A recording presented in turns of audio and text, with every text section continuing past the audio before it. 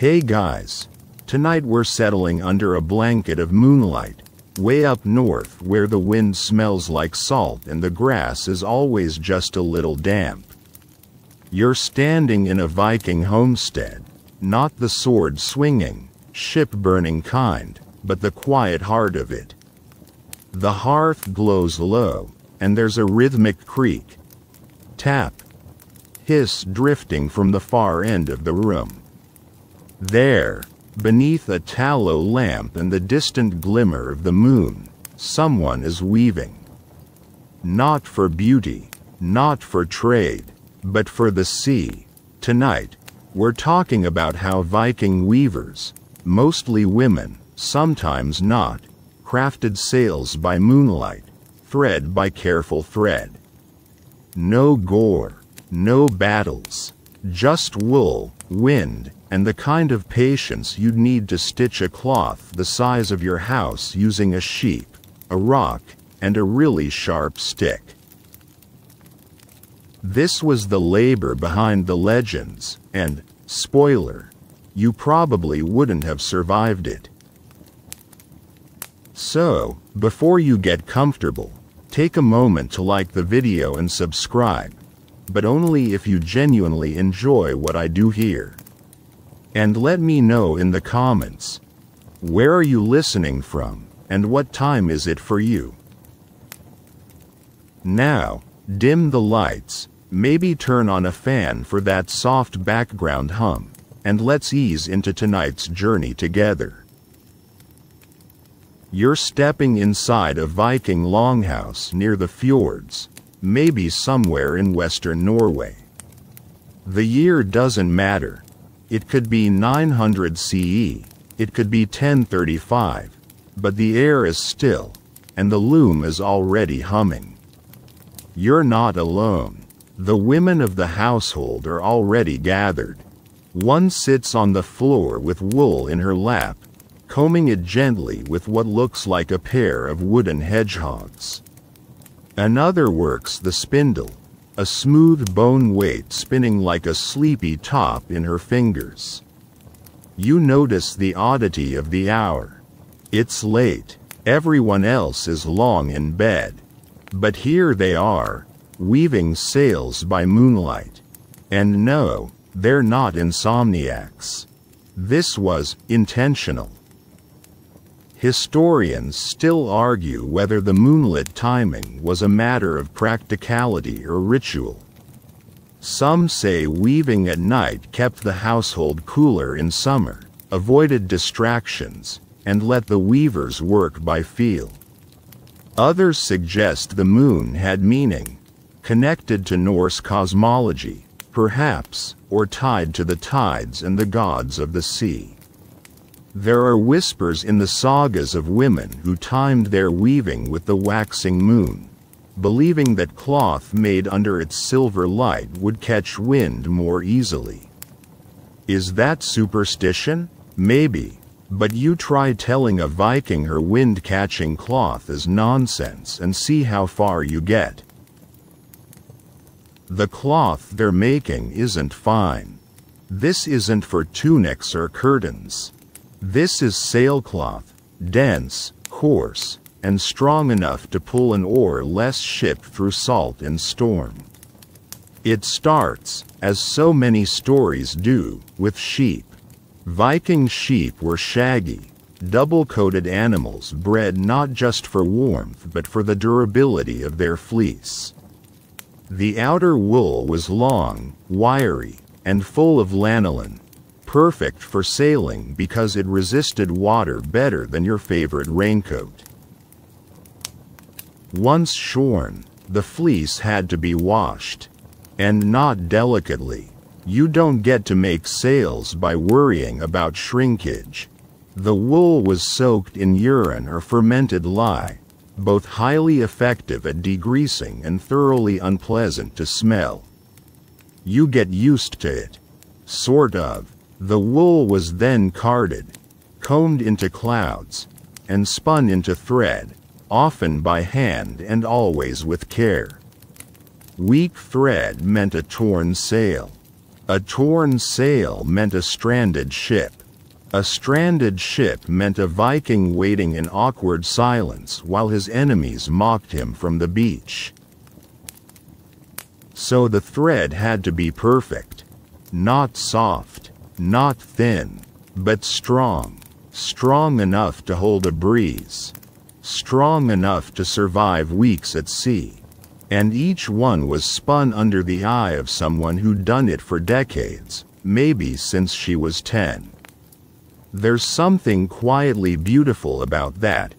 This idea that a girl's hands, trained on scraps and mittens, would one day spin the line that held her brother's ship to the wind. And then there's the loom. Viking looms were upright and weighted, like large wooden gates strung with vertical threads, the warp, with clay or stone weights pulling them taut. The weaver passed her shuttle side to side, building the weft, tapping it down gently each time with a sword-shaped beater. Yes, a weaving sword, which is the most Viking thing you'll hear all day. Sometimes the sword was carved with patterns. Sometimes it was passed down through families. One recovered in Norway has a stylized raven on the handle. Ravens, as you might remember, were sacred to Odin. Even in weaving, the gods were watching. This sail would take months, possibly years. Some estimates suggest it required upwards of 200,000 individual threads and the fleece of over 100 sheep. And that's just for one full sail. Which means the women of the house, and it was almost always women, were working continuously, season after season, weaving strength into fabric while everyone else slept. It's no wonder they did it by moonlight. There weren't enough hours in the day. But there's another reason, maybe quieter, maybe closer to the bone. This was the one time of day when no one asked for anything else. No firewood needed chopping, no bread needed baking, no children pulling at hems. Just the cloth, the loom, the pulse of work in your hands. There's peace in that kind of labor. Repetition becomes meditation. Tap, pass, tighten. Tap, pass, tighten. You feel the world go quiet around you. You hear only the rustle of wool and the occasional snore of someone dreaming in the next room. And outside, the moon watches, white and low over the water. The sail takes shape, not all at once, but slowly, the way frost creeps over a window, the way dreams begin. And you're here for it, every thread, every breath. Weaving not just cloth, but wind. You wake, or rather, you shift, from drowsy observation into deeper stillness. You're still sitting quietly by the loom, still breathing in the soft mix of lanolin and smoke, but now your focus slides down from the warp and the weights to something even more fundamental: the wool itself. Viking sails weren't just marvels of labor and persistence. They were weathered, regional, living things, born of the North's stubborn animals and the North's even more stubborn weather. And in this section of the longhouse, lit by a low coal glow and the soft hush of spinning thread, you get your first real look at the true beginning: wool, weather, and willpower. One mainstream historical fact: Viking sails were almost entirely woolen. Unlike later medieval ships that might have turned to linen or cotton blends, the Norse stuck with what they knew, and what thrived in their landscape. Their sheep, known today by names like spalsaw or Old Norwegian short tail, had fleece that was both long and springy on the outside and softer underneath. This dual coat structure gave Viking weavers a choice. Pick the outer hair for durability, the inner for warmth, or card them together into a coarse, all-purpose thread strong enough to drag a dragon-headed ship through fog and ice. That choice wasn't random. It was calculated, because Viking weavers had to read the wool like a sky, gauging not just color and softness, but grain, memory, resistance, and future behavior in wind. This wasn't boutique craftwork. This was survival engineering in wool. The weather shaped everything. Viking sheep lived exposed to brutal elements. Wind that sheared skin, rain that tasted faintly of iron, winters that tested bone. And somehow, through all of that, the sheep grew thick coats, not fluffy, pampered tufts, but resilient, greasy fleece so soaked in lanolin it repelled water before you even sheared it. This meant Viking wool didn't just survive storms. It anticipated them. Quirky bit? Some weavers preferred to leave a bit of natural lanolin in their threads, not to make them slick, but because it added flexibility and resistance. There are even references in Norse poetry to wool that laughs at the rain, which, frankly, sounds like the kind of textile you'd want holding your ship together in the North Sea. Of course, this meant a good sail started with a good sheep. And Viking sheep weren't cute little bleeding fluffballs. They were scrappy. Sometimes they had horns. Sometimes they climbed rocks like goats. And shearing them was not a gentle pastime. It involved a strong back, a steady hand, and sometimes a bribe in the form of an oat biscuit. No metal shears at first, just sharpened bronze or iron blades and a prayer that the sheep would stand still. They usually didn't. After shearing, the wool needed sorting. Viking women would sit in small groups, often outdoors if the weather allowed, and carefully pick apart the fleece, removing burrs, dirt, and the occasional feather. The softest wool went toward cloaks or bedding. The rougher stuff, the strong, wiry, salt-kissed fibers, was earmarked for sailcloth.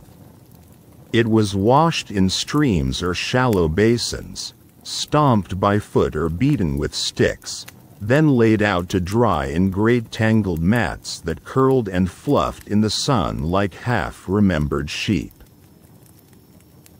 This was more than housework.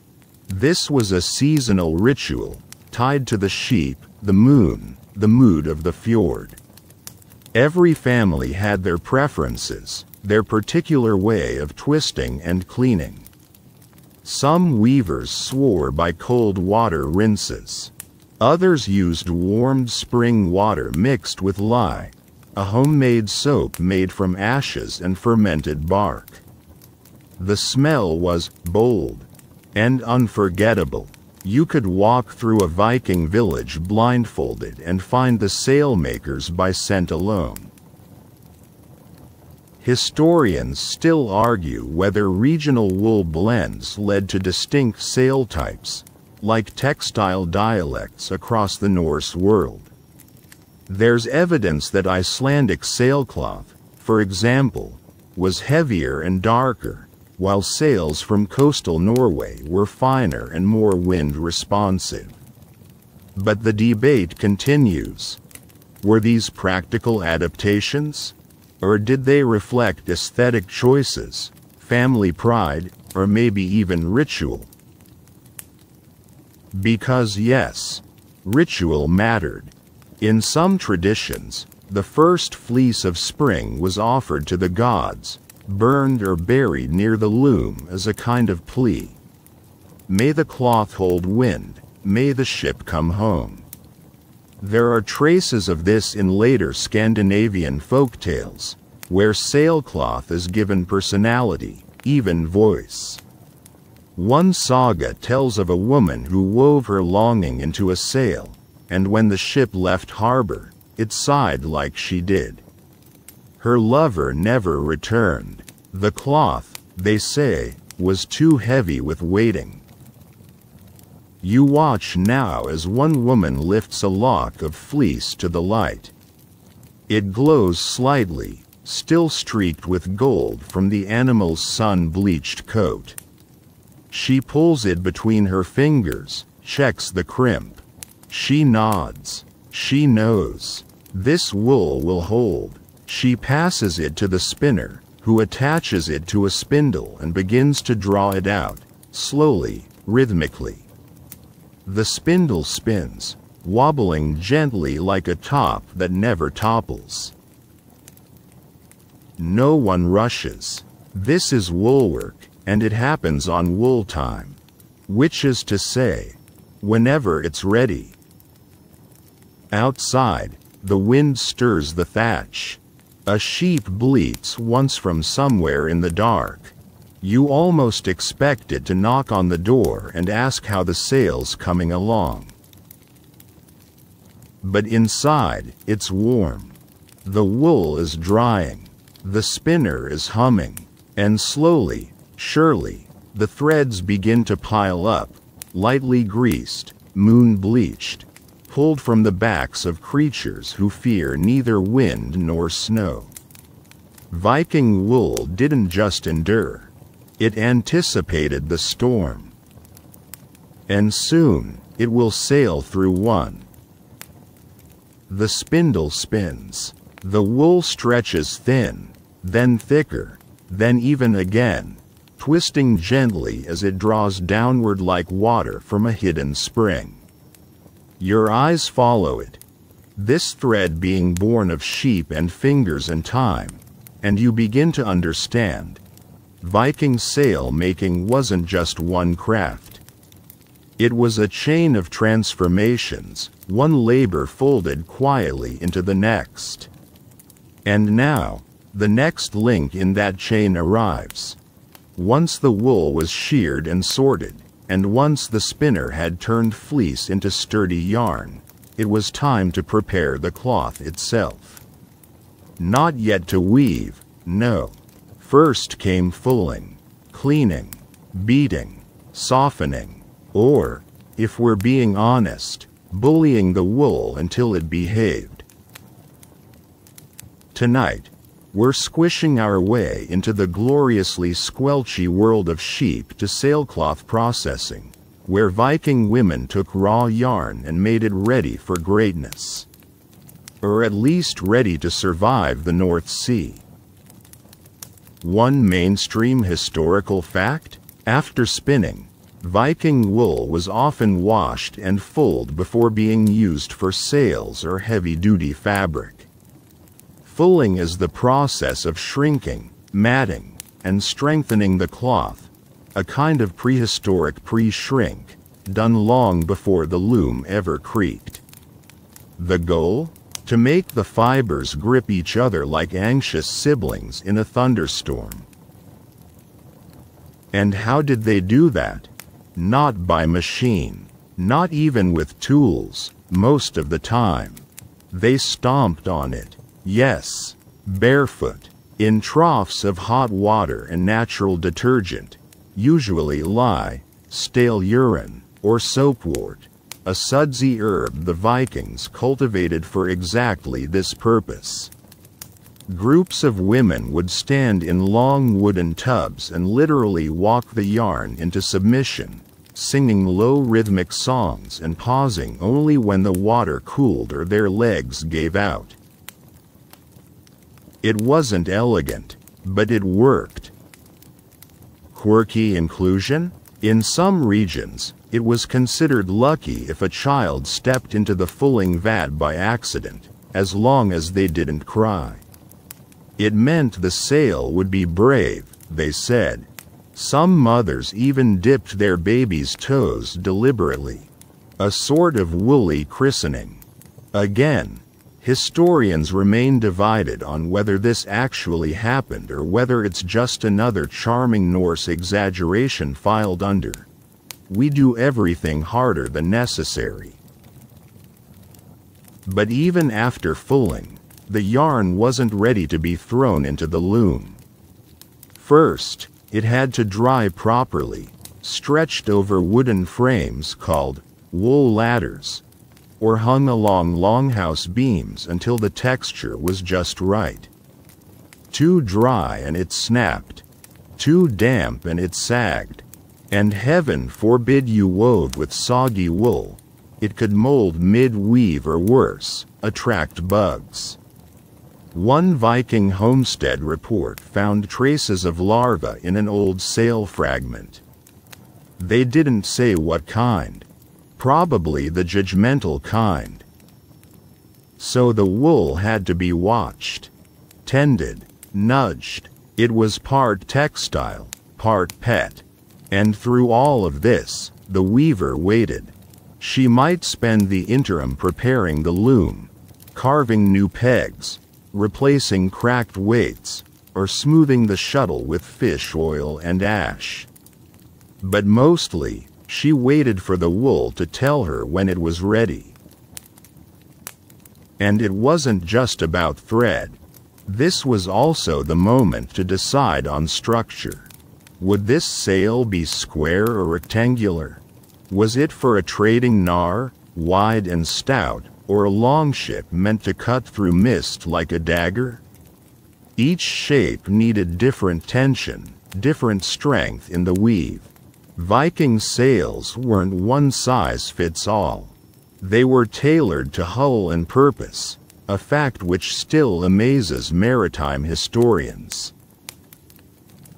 One recovered sail fragment from Skulldalev, preserved in bog water like a gift to the modern world, shows a triple weave pattern at the corners, reinforcing the places where the ropes pulled hardest. That kind of planning doesn't happen by accident. It happens when you know the sea's not going to take it easy just because you tried really hard.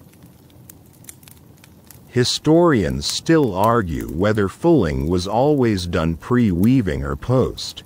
Some sources suggest that sails were woven loose, then fulled afterward to tighten the whole thing at once.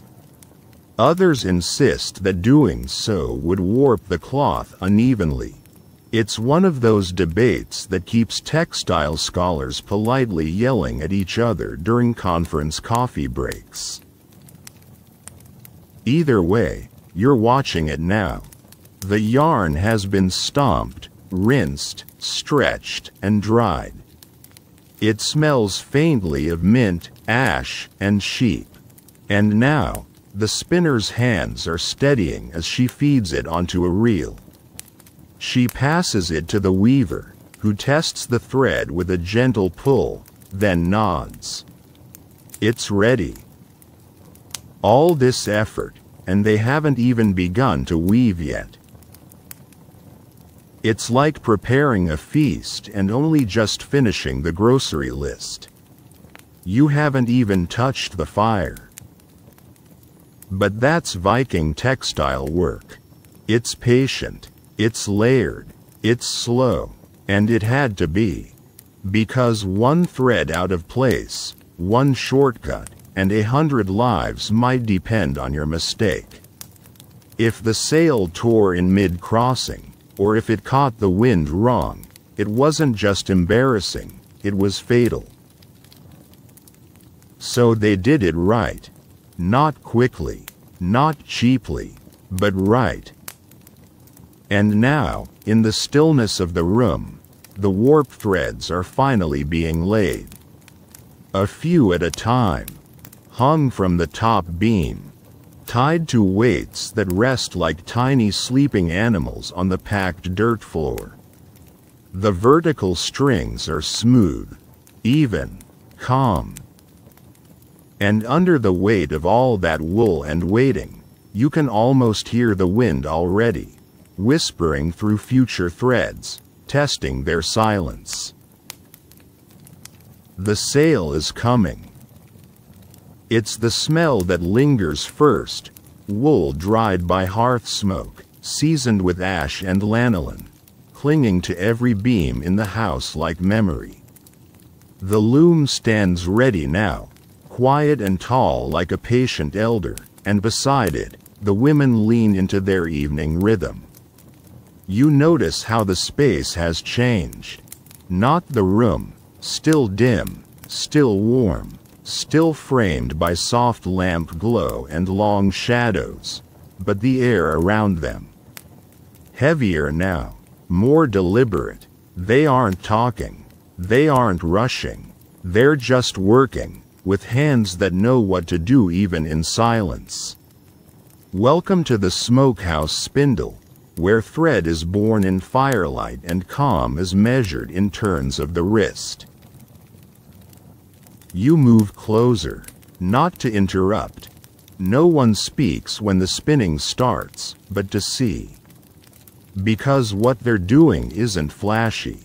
It's not the kind of thing that makes its way into heroic sagas or dramatic museum exhibits.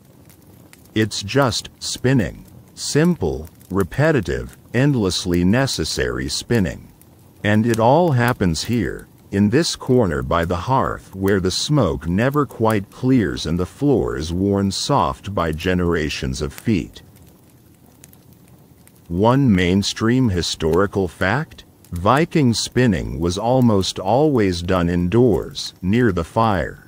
Not because it was cozy, though it was, but because consistent humidity was essential for thread strength. Wool spun too dry became brittle and frayed. Wool spun too wet became limp. The hearth, with its rhythmic warmth and occasional hiss, offered a kind of Goldilocks zone of textile climate. You don't measure it, you feel it, in your fingertips, in your breath, in the tug of the thread as it forms. And yes, the spindle. A handheld device as old as cloth itself. Usually a whorl and a shaft, simple, elegant, quietly magical. Viking spindles were often made of bone or wood, some carved with little charms. Sun spirals, waves, even runes for safe passage. Not flashy, but personal. Carried from house to house, mother to daughter. You wouldn't lend your spindle. You might lend a cloak, but not your spindle. Quirky inclusion? Some spindles were said to hum when the wool was good.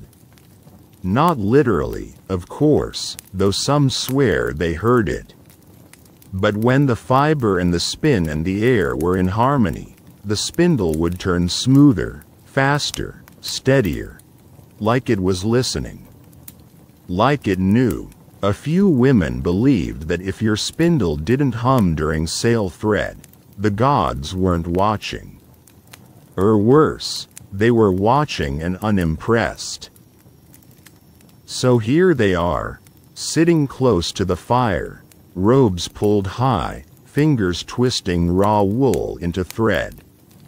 No spinning wheels yet. Those wouldn't arrive in Scandinavia for centuries. Just drop spindles and practiced hands, coaxing line after line of yarn from the greasy, clouded fleece. You hear it now, the rhythm. A faint whir as the spindle drops and twists, the gentle hiss of wool sliding between fingers, the occasional tisk when a thread breaks or catches.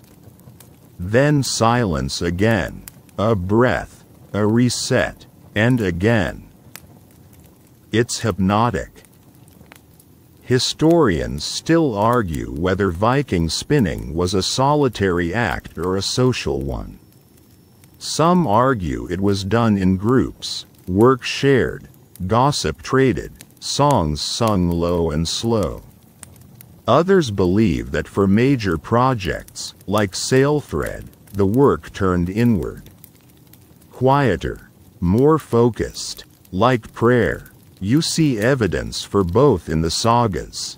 Women laughing as they spun flax for tunics. Others, stone-faced, spinning at night beside the sickbed of someone they loved, weaving strength into yarn like a ward. And always, always, the smoke. Because here's the quiet truth no one puts on the museum plaques. Viking spinning didn't just happen in the smokehouse because of the heat.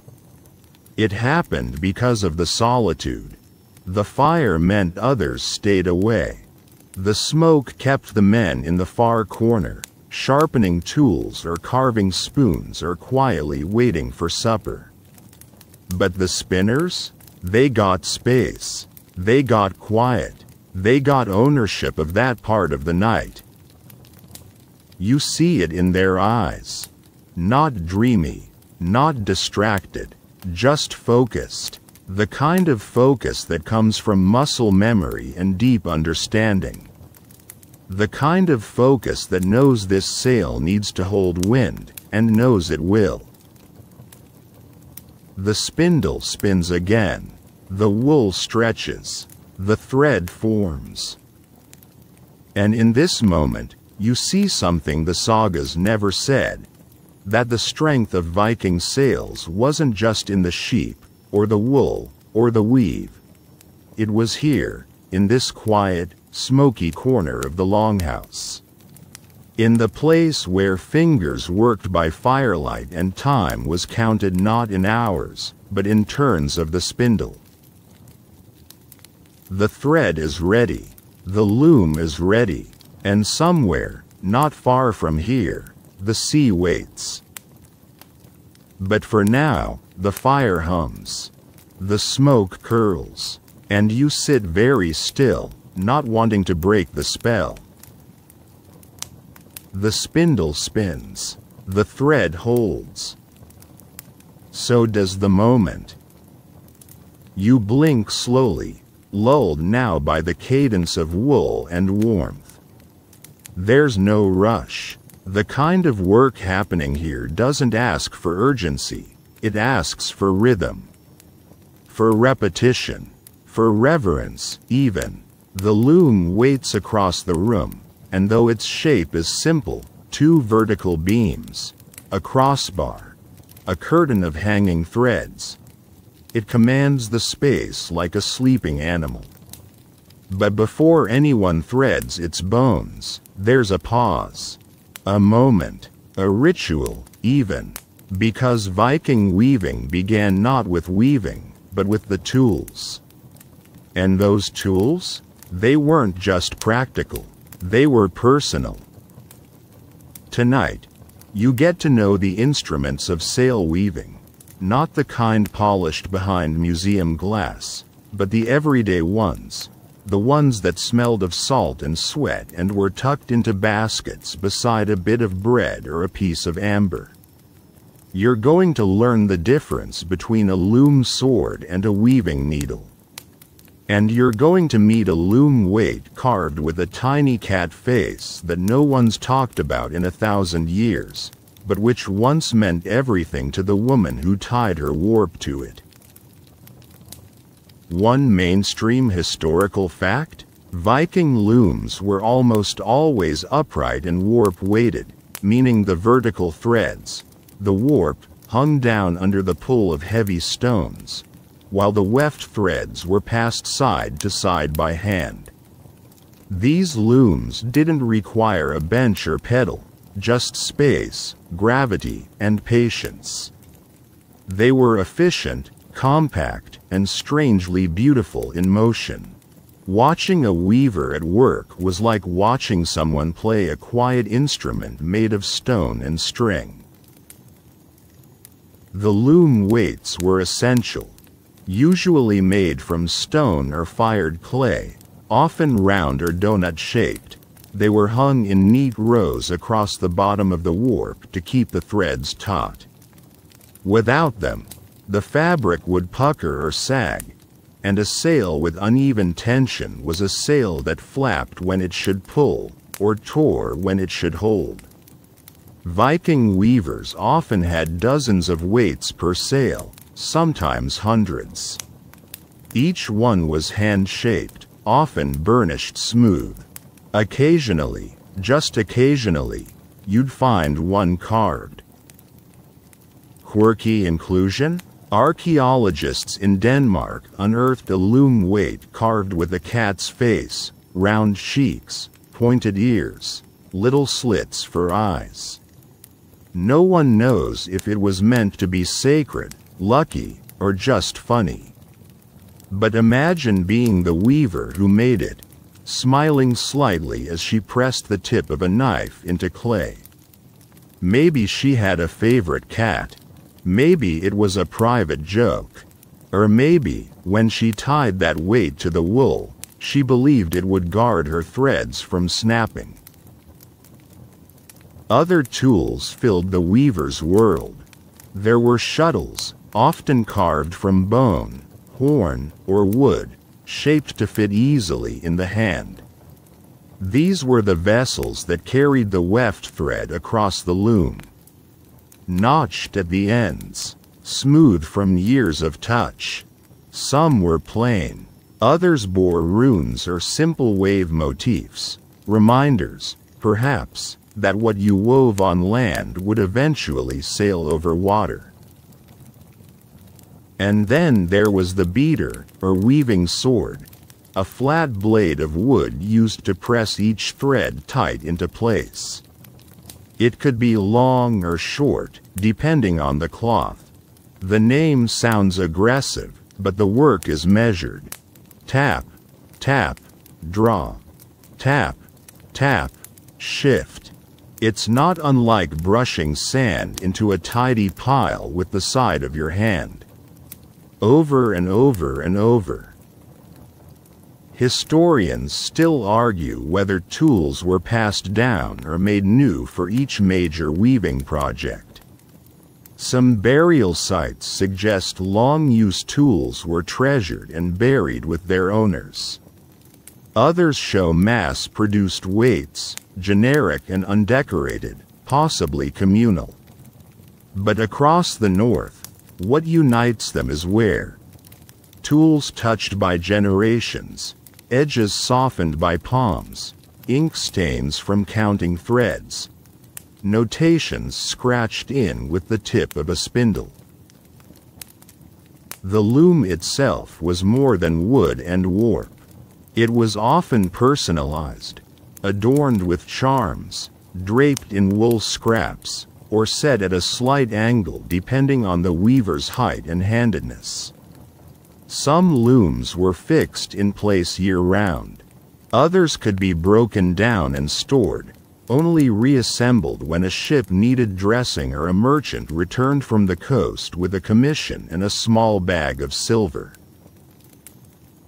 You sit now at the edge of one such loom, watching as a weaver inspects her tools. She turns a loom weight in her hand, tests its balance. She wipes dust from the shuttle with her sleeve. There's no ceremony, just attention, just the understanding that these small objects will carry the weight of a sail, the weight of a crew, the weight of stories yet to happen. You wonder what your tool would have been. The beater, maybe, simple, straightforward, useful, or perhaps the shuttle, nimble, always in motion, always bringing things together. Or maybe, like the woman who carved the cat, your mark would have been small, tucked onto the underside of a loom weight, just enough to say, "I was here. I helped hold this ship together." And then the weaver lifts her eyes. The warp thread sways slightly in the firelight. Her fingers move to the first one. It begins. The loom breathes. The tools obey. And outside, the wind prepares to meet what's coming. The loom stands alive now, no longer a waiting frame of wood and cord, but something strung with purpose. Thread by thread, the warp has been set. The weighted ends sway slightly in the breeze that leaks through the thatch roof, giving the impression of breath. The weaver has begun. You don't speak. You wouldn't dare. Because in this moment, as the shuttle slips between the warp threads and the beater presses them tight, something more than cloth is being created. This is a sail. A wall of wool that will one day catch wind and pull wood and men and cargo across the open sea.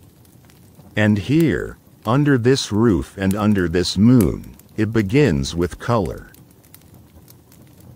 Tonight, we look closely at why Viking sails were striped, and why those stripes, often red, white, brown, and occasionally dark blue, were not just decoration. They were signal, identity, memory woven into motion. One mainstream historical fact: Viking sails were frequently striped, often in vertical or diagonal bands of alternating color. These stripes weren't just aesthetic flair. They were functional markings, used for recognition at sea, for intimidation during raids, and perhaps even for navigational purposes, helping a crew track the wind's angle against the cloth. Sail color was the first thing another ship saw cresting the horizon. And in a world before flags or hull designs, stripes told you who was coming, or who to run from. The dyes used were natural, drawn from roots, bark, lichens, and minerals. The most iconic color, madder red, came from the root of the madder plant, boiled down and soaked into the wool over several days. The result was a deep, earthy red that glowed faintly under torchlight and moonlight alike. Not fire bright, but ember dark, enough to make a sail feel alive. Quirky inclusion? Some sagas refer to blood sails, which many now believe were simply madder-dyed sails viewed through superstition. One tale tells of a ship whose red sail was never taken down, even in harbor, and was said to whisper during fog. It listens, the villagers said. No one ever stole from that ship. White sails came from undyed wool, typically the softer inner coat of lighter-colored sheep. Browns and grays were achieved through blending natural fleece or with bark dyes.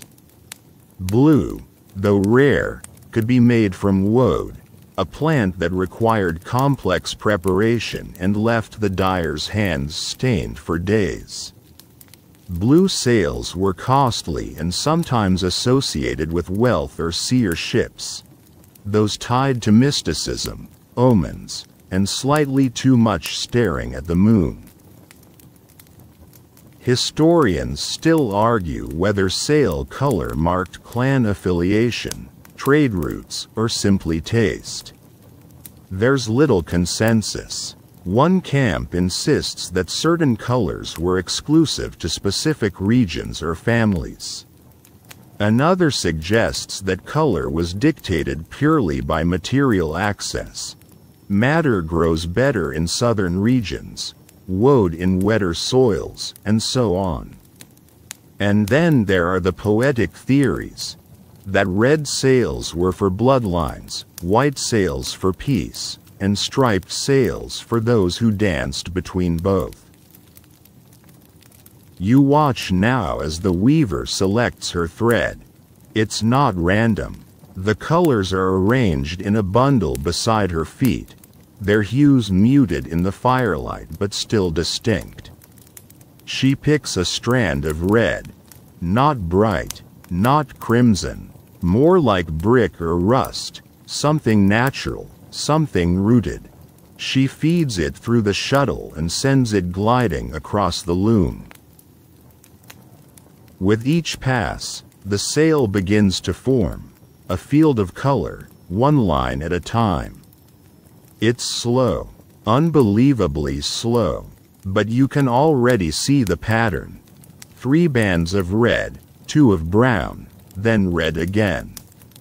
A rhythm, a code, a future flag for those at sea.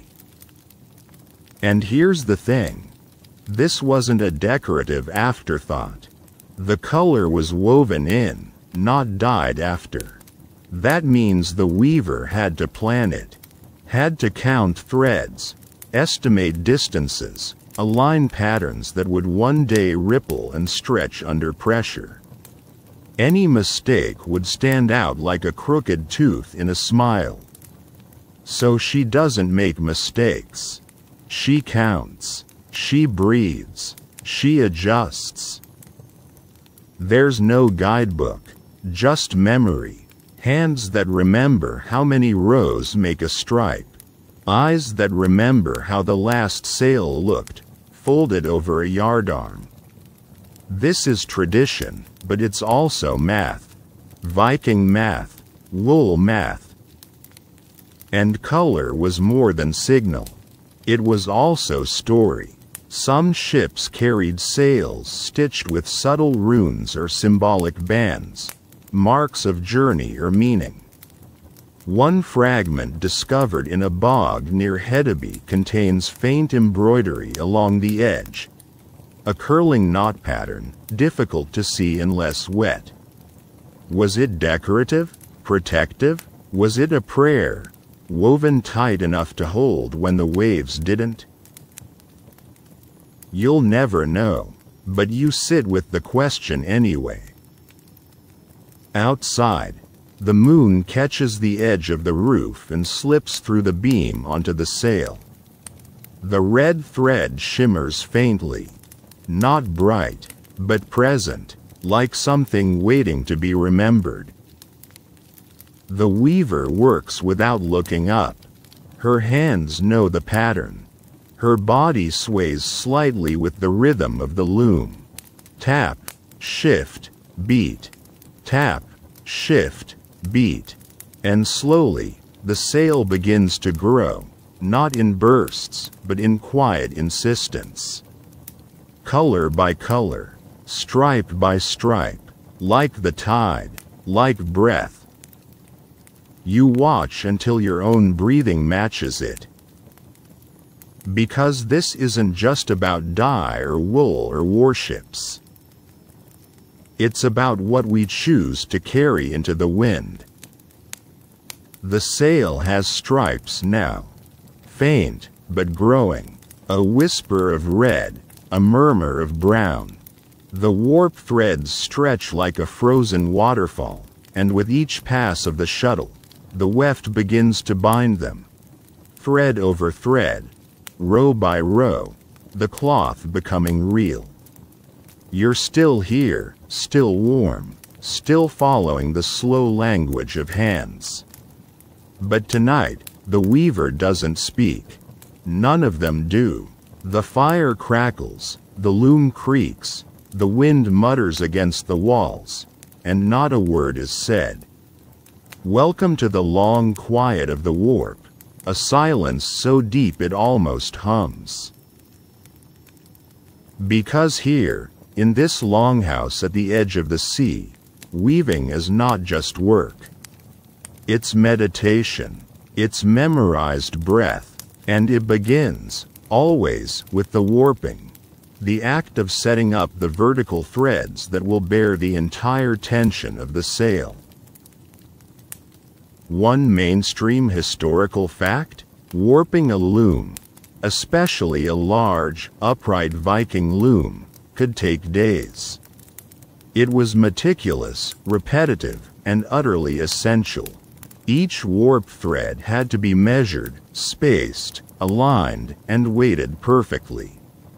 If even one thread sagged or crossed, the entire sail could twist out of shape. Weaving is precision disguised as peace. And yet, for all its complexity, warping wasn't a task shouted over.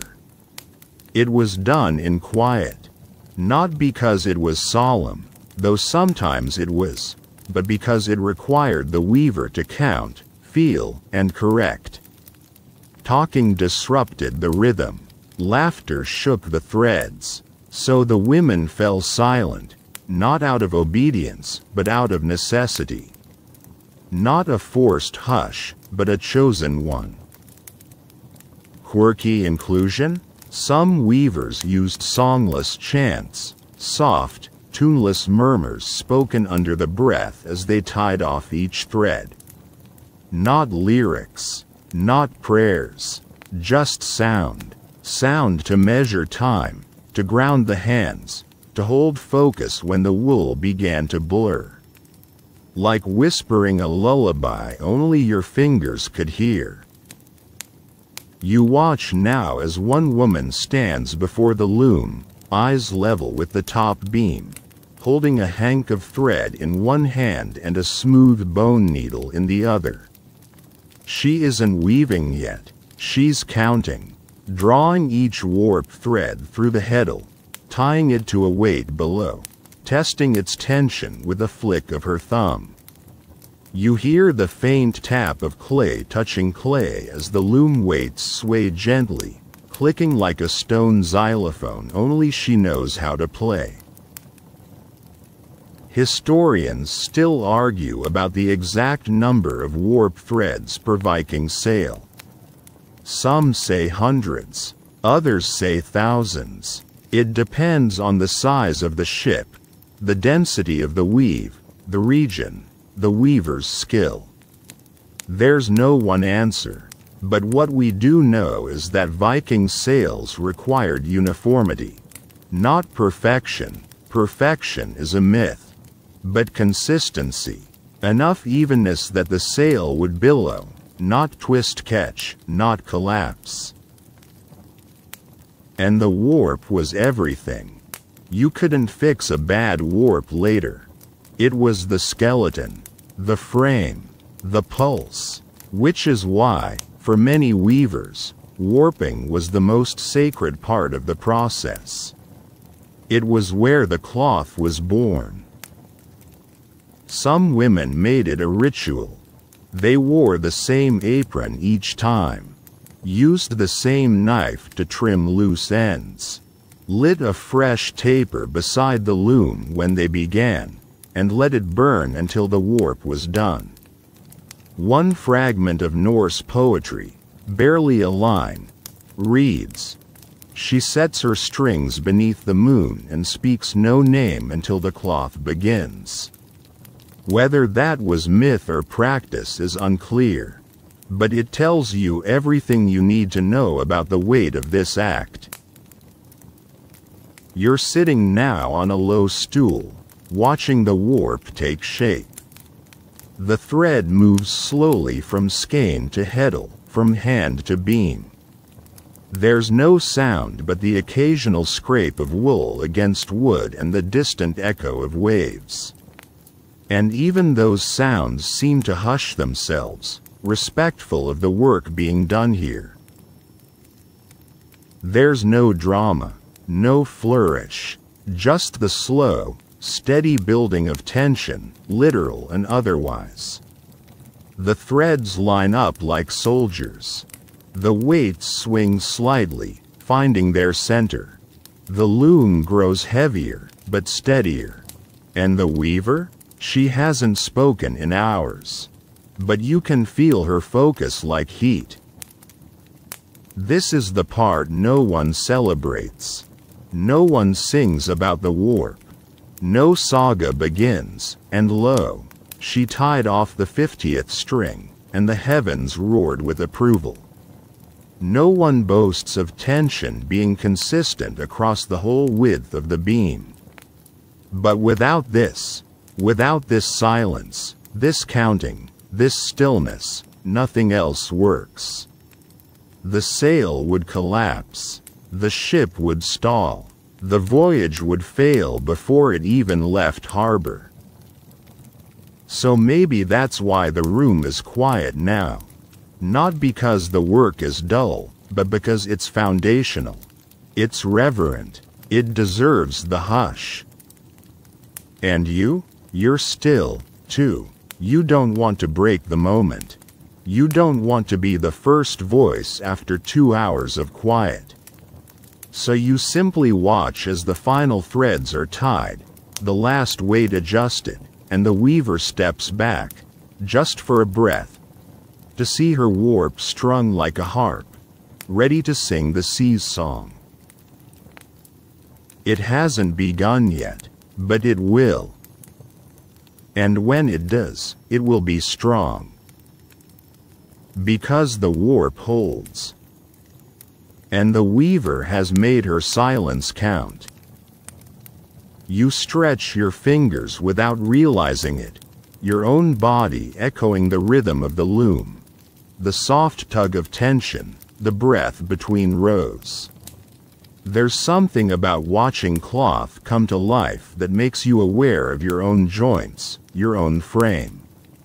And now, as the weaver begins the actual body of the sail, sending the shuttle through its first full pass, you can almost feel the shift.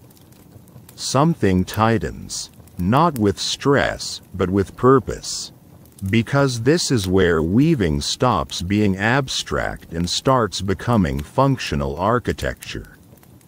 Tonight, you learn how Viking women didn't just make fabric, they engineered cloth that could take the wind and live to tell about it. Welcome to the mind-bending world of weaving with wind in mind. One mainstream historical fact: Viking sailcloth wasn't loosely woven. It was dense, tight, and tensioned just so, not too loose to flap or stretch, not too tight to tear or become rigid in rain. The goal was balance, a kind of textile equation, where warp and weft met in harmony, strong enough to pull a ship but flexible enough to respond to weather. Because a sail doesn't just hang. It lives, it breathes, it listens to the wind. The weave itself was often a twill, a pattern where each thread crosses over 2 or more others, forming a diagonal texture that's strong, smooth, and resistant to wear. Twill allows for better drape and more elasticity than plain weave. And for a Viking ship, that difference mattered. A twill sail could shift, tighten, lean into a gust. It could adapt. And how did Viking women know that? They didn't have schematics or wind tunnels. But they had memory. Generations of women whose cloth either worked or failed. Every weaving decision was a legacy of what held up against storm, what tore in battle, what sagged when salt soaked through. Quirky inclusion? Some weavers would deliberately weave wind lines into their sails, subtle variations in tension or fiber blend that created flexible seams. These acted like stretch zones, allowing the sail to bend slightly in a hard gust instead of ripping. No one taught it in a formal sense. It wasn't written down, but it's there, if you know how to look. And many believe these lines were whispered to apprentices, not explained, just shown. Like magic passed in plain sight. You watch now as the weaver begins to shape these invisible reinforcements. Her fingers slow on every 7th row. She presses the weft tighter, just slightly. She doesn't count aloud, but you know she's counting. She tilts the shuttle on the diagonal, tapping the yarn into place with the edge of her weaving sword. Not too hard, just enough to mark a rhythm, a change, a pocket of strength. And these pockets weren't always evenly spaced. Sailmakers knew their ships. They knew where the mast pulled hardest, where the wind slammed in during a turn, where ropes bit into cloth. So they reinforced accordingly. Viking weaving wasn't symmetrical, it was tactical. Historians still argue about how much of this was intentional design and how much was instinctive adaptation.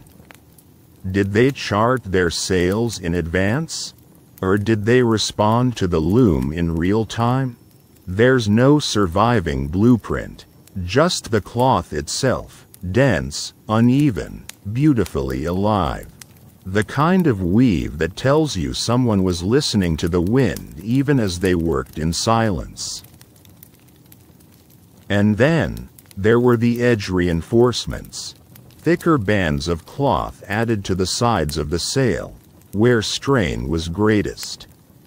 These were sometimes woven right in, and sometimes sewn on after. Extra warp threads, doubled weft, or even narrow cords plaited and bound. You can almost see one taking shape now, a dark stripe forming at the border. The yarn there just a little different, stiffer, tighter, more aggressive. This wasn't decorative. This was what kept your ship upright when the storm made it feel like the sky had forgotten its manners. You imagine the sail now, not here in the warm hush of the longhouse, but out on the open water. The ropes stretch taut, the wind hits, the cloth bellies out like a living thing. And it holds, because someone thought to weave a row just a little tighter. Because someone paid attention when her mother said, "Weft, weft, pull." And it wasn't just about strength. It was about control. A good sail didn't just resist wind. It translated it. It bent it into direction. It let the steersman do his work with confidence, knowing the cloth wouldn't betray him. That's why this weaving was done with intent. Not just to finish, but to guide, to predict, to make a thing that could be trusted when the sky turned black. You glance again at the weaver. She's not working faster now, but she is working deeper. Her body leans into the loom. Her breath sinks with the shuttle. Tap, beat, breathe. Tap, beat, breathe. You see the twill begin to take shape. A subtle diagonal rib forming across the face of the cloth. It catches the firelight like a fingerprint, the fingerprint of wind. There's no one watching to praise her, no crowd, no applause, but she weaves like someone who knows this matters. Because it does. Because one day, this sail will rise against the gray sky, ropes creaking, timbers groaning, and all that will stand between the ship and the sea's worst temper will be this cloth, this thread, this rhythm. Woven not for beauty, but for the wind. The sail is growing now. You can feel it, not just in the cloth, but in the room. The warp is fully strung, the weft is rising row by row, and the tension in the threads feels like the deep stretch of a ship coming to life in its sleep. The women barely speak, yet their movements say everything. The lean of a shoulder, the pause of a hand before the beat, the hush when someone adjusts a weight. It's not dramatic, it's just right. And now, as the cloth thickens and the pattern holds, they turn their attention to a different question. Not just how to make the sail strong, but how to make it resist the sea itself. Tonight, we learn the oddly tactile, faintly pungent secrets of how Viking sails were weatherproofed, using salt, smoke, fat, and, of course, a bit of stubborn belief.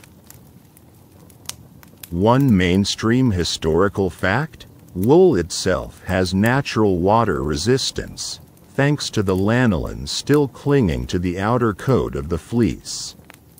Viking sails often retain some of this lanolin by design. Too much processing and the wool turned soft and useless. Too little, and it felt like weaving rope. The balance was delicate, but essential. A sail that soaked through became heavy, sagged, tore at the seams, and could even capsize a small ship during a hard turn. A well-treated sail? That was armor against the sky. So the weavers got creative. Quirky inclusion? One common trick was to soak the finished cloth in a mix of animal fat and ashes, essentially turning the sail into a giant greased sponge that repelled water like a goose in a storm. The fat could come from sheep, seals, or whales, whatever was available. Whale fat was prized but messy. Seal fat smelled strange, but worked brilliantly. One Icelandic tale mentions a sail that shimmered like wet stone, but never drank the sea. Probably soaked in tallow and half an ox's worth of hope. After fatting, the sail might be smoked. Not just hung near the hearth, but deliberately smoked over low coals or dried seaweed to infuse the fibers with preservative compounds. The result? A sail that smelled like it had already spent 3 years at sea, and one that resisted mold, mites, and salt decay far better than untreated cloth. Historians still argue whether this smoke curing was practical or ritual. Some see it as a kind of weatherproofing. Others note that certain sagas describe sails of fire, meaning not burning, but consecrated by smoke, infused with sacred essence before ever touching mast.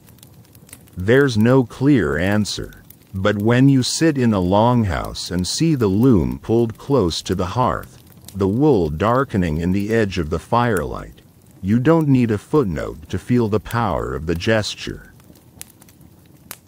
And then there was brine soaking, the act of dragging the finished sail down to the shore and soaking it in seawater, sometimes with crushed shells or seaweed added. Some believed this hardened the fibers. Others said it taught the cloth what to expect. You smile at the thought, giving the sail a rehearsal before opening night.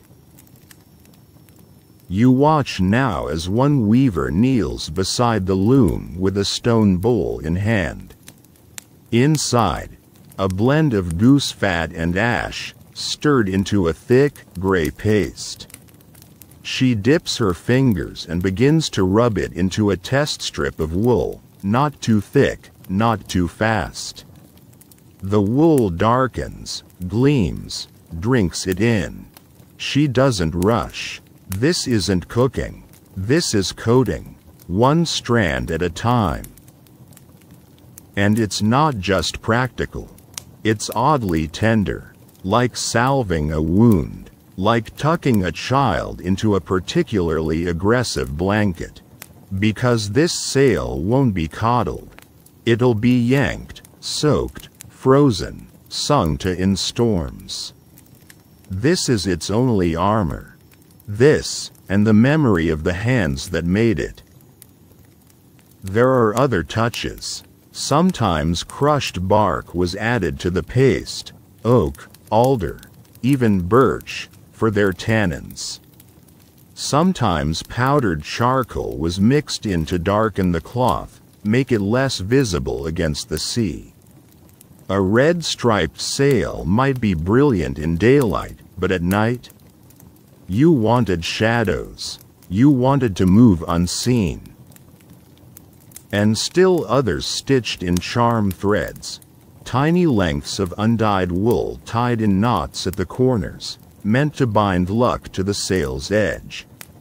Not visible from afar, not spoken of aloud, but present and real, especially when the clouds gathered and the water began to climb the deck. You sit now near the door, where the breeze brings in the scent of salt and resin and the ghost of smoked lamb. The cloth on the loom is thicker. The stripes are clean. The weft is tight. And now, beneath the weaver's palm, it begins to gleam slightly, not with oil, but with readiness. The sail is nearly ready for the sea. Not yet, but nearly. And the air in the room shifts, just slightly, as if the cloth itself is waiting. Not to be used, but to be trusted. It's late now, or early, depending on how you count moonlight. The fire has banked low, casting long golden streaks across the loom. Outside, the wind sighs against the longhouse walls, as if testing the tension of the sail within. And here, in this hour of hush and hush alone, the women keep weaving. Not urgently, not frantically, just steadily, as if their hands are caught in the tide of something larger than time. Because for reasons no one quite agrees on, not then, not now, Viking sailmaking so often happened at night. You shift on the bench, your thoughts thickening like rising dough, and wonder aloud, softly, so as not to interrupt, why moonlight? Why now? Why not the daylight, with its clean vision, its noise, its warmth? Why weave sails when the village sleeps and the stars sit like watchful beads over the fjord? One mainstream historical fact: while most labor in the Viking world was tied to the sun, farming, carving, fishing, the weaving of sails was sometimes done in the quiet hours, especially among those crafting for trade, war, or ritual. The reasons were likely layered. Cooler temperatures preserved the wool's lanolin, fewer interruptions helped maintain even tension, and darkness brought a focus that daylight scattered. But also, night weaving may have served something deeper: intention, memory, protection. Quirky inclusion? In some coastal regions of Norway and Iceland, it was believed that sails woven in daylight would brag to the sun, gathering too much pride and not enough humility, making them more likely to tear in storm. Sails made at night, under the moon, were soft-eyed, they said. Quieter, luckier.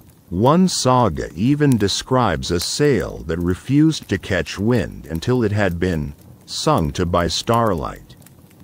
Whether poetry or practice, the night held its own kind of logic. And then there were the gods. The Norse moon god, Mani, watched over the rhythms of time, especially those kept in cycles and spins, like looms. Some believed that weaving under his gaze was an act of alignment. You weren't just making cloth. You were tuning it to the natural world. Historians still argue whether this was truly ritual or just pragmatism. Was it about cooler air and fewer distractions? Or was it about inviting quiet into the fibers? Some point to the practical.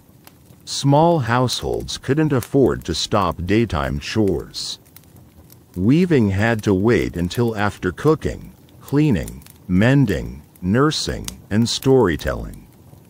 Others see in the sagas a kind of reverence for nighttime work, especially for women's work, framed as private, powerful, and not always for show. You watch now as the weaver dips her hand into a small bowl of water and flicks her fingers across the wool. Not enough to dampen it, just to weigh it slightly. Her mother taught her that, she said once.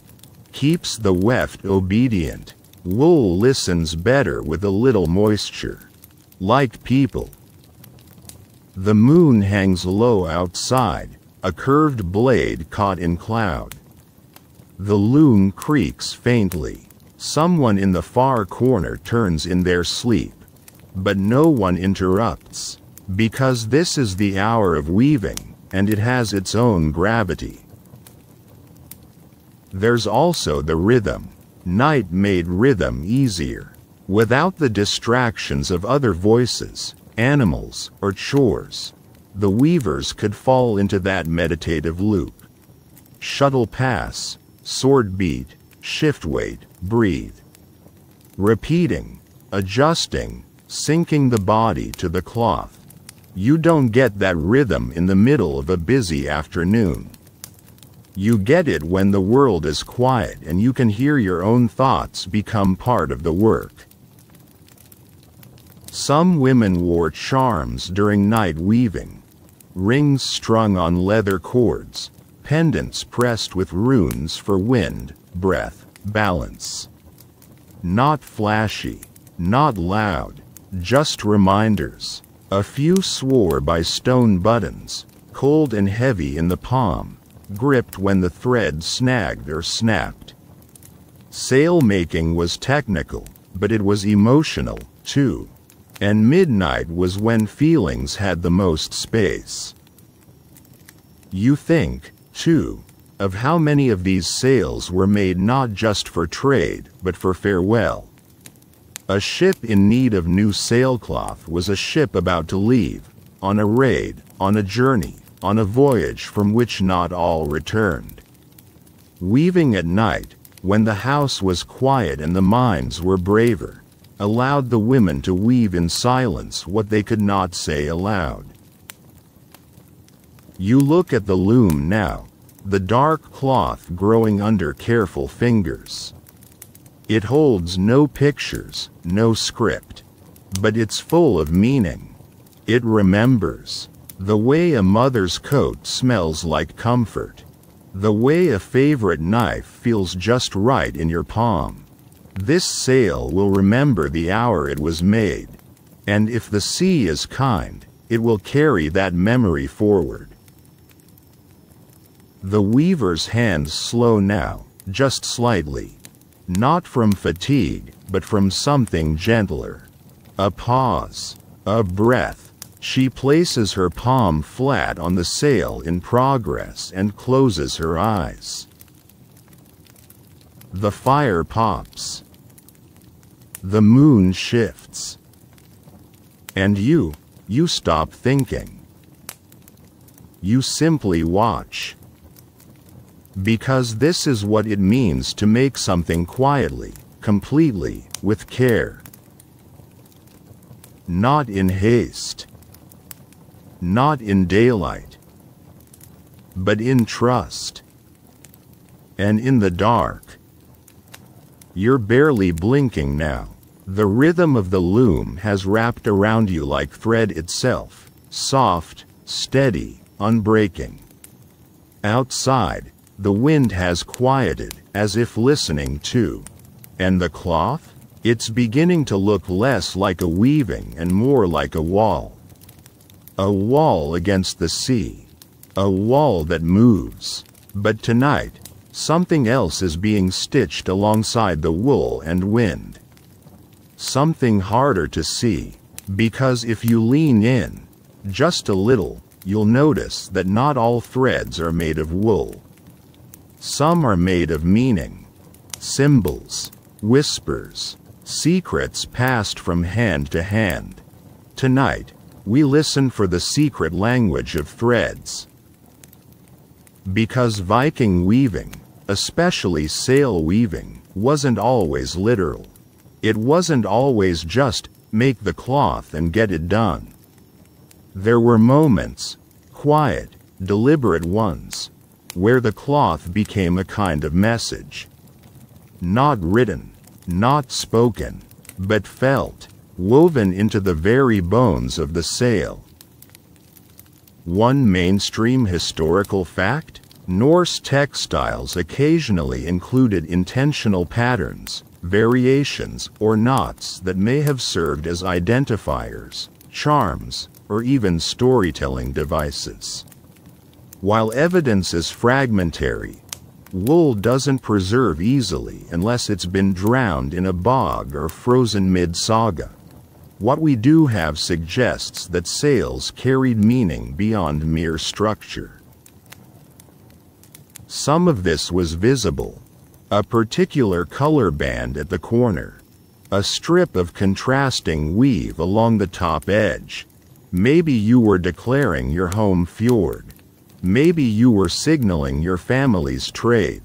Or maybe you were just making sure your ship wouldn't be mistaken for arrivals at sea. But not all messages were so obvious.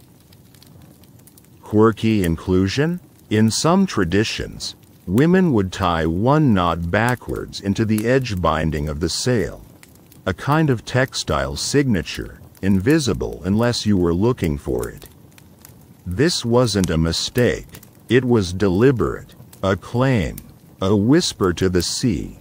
This cloth remembers who made it. There are also hints, just hints, that some weavers developed personal code patterns in their work. Not letters, not runes, just patterns of tension and turn, slight asymmetries that mirrored a particular rhythm or story. Like Morse code without dots, like memory made tactile. Historians still argue whether these woven messages were truly symbolic or simply accidental artifacts of practical habit. But in communities where oral tradition reigned, and cloth was made by hand, by the same hands, again and again, it's easy to imagine a grandmother teaching her granddaughter. Tight on the 3rd row. Soft on the 7th. That's how your aunt did it. That's how the wind knows us. You look now at the sail on the loom. It's solid, sure. The red and brown stripes are crisp. But you notice a narrow vertical line along the edge, darker wool, just a thread's width, running steady and smooth. Not decorative, just there. A code, perhaps. A tribute. You imagine it's the symbol of the maker's village, or her sister's initials, or the number of nights she waited for a ship to return and finally gave up counting. And then there are charms, actual, physical objects sometimes tied into the weave itself. A bit of bone, a twist of copper, a raven feather from a spring hunt, not large enough to disrupt the cloth, just enough to be present, to watch. Some sails had charms only the steersman knew about, stitched near the top corner, close to the rope. Others were stitched near the center, like a heart. One recovered sail scrap from northern Iceland included a knot made of twined horsehair, black and white strands, twisted together and then bound with wool. It was found near the edge, hidden beneath a seam. Historians guessed it was for luck, for speed, for balance, but you imagine it was also for grief, or maybe love, or both, because what is a charm if not a way of saying, I can't go with you, but I can hold something for you here. Not all threads are wool. Some are promises. And the weavers knew, oh, they knew, that when the ship pulled away from the dock and the sail rose like a soft wall against the sky, Those who stayed behind had to trust the cloth. Had to trust that their threads, their knots, their tiny embedded hopes would carry the ones they loved where they needed to go. So they stitched them in, quietly, always at night, sometimes crying, but never stopping. You see that now. You see it in the hand that pauses a little too long over a stripe, in the fingers that double back for no practical reason, in the whispered breath over a finished row. You see it in the backwards knot, tied just off center, near where the sail will billow. The loom doesn't ask why. The cloth doesn't explain. It just carries what's been given. And someday, when the wind fills it, when the ship leans forward, and the crew holds their breath, these threads will stretch, not to breaking, but to remembering. And the sail will hold, because it knows what it's carrying. You don't know how long you've been watching now. The night no longer feels like time. It feels like a fabric too, stretched gently around the longhouse, holding everything inside in its soft, dark weave. The weaver hasn't stopped. Her hands move like they've always moved, with that half-thought rhythm of someone doing what they've done 1,000 times. And beside her, another figure joins the work. Broader shoulders, a different stance, rougher fingers. You blink, because contrary to the neat historical cliché, tonight, a Viking man steps up to the loom. Yes, you've heard it before. Viking women wove, men raided. One made sails, the other used them. But tonight, that tidy division comes unraveled, thread by thread. Because when the loom stood waiting and the sea didn't, sometimes men wove too. One mainstream historical fact: while textile work was predominantly the domain of women in Norse culture, evidence shows that men did weave, especially in winter months when outdoor labor halted or during prolonged stays in places where cloth was needed more urgently than muscle. Loom weights and spindle whorls have been found in male burials. Accounts from later medieval Iceland even mention men who were praised for their spinning skill, though not always to their faces. And in truth, when you think about it, why wouldn't they? Viking life wasn't ceremonial, it was practical. If you needed cloth, you wove. If your wife had the flu and the ship needed sails, you figured it out. Necessity always wins over gender roles when frostbite or hungry investors are involved. Quirky inclusion? One saga tells of a man named Gisli who was mocked for weaving his own sail, until it held during a storm that shredded every other ship's. After that, his neighbors stopped laughing. They also started asking for lessons. Gisli never taught anyone, but he wove a red thread into the corner of every sail he sold. A warning, or a wink. No one knows which.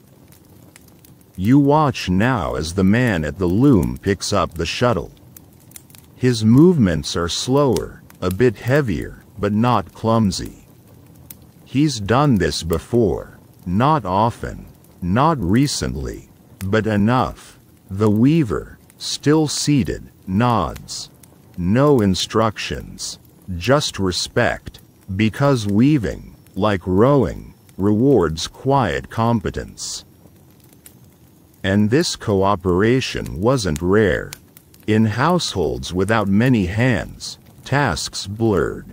Boys were often taught spinning alongside their sisters, if only to keep them from underfoot. Fathers helped wind skeins or beat cloth dry. Uncles carried warp weights up from the storage chest. Grandfathers sat close by the loom in winter and counted threads just to stay awake. And during long voyages, some crews kept portable looms aboard, weaving new sailcloth between harbors. Guess who ran those looms? Whoever could. Historians still argue about how common male weaving really was.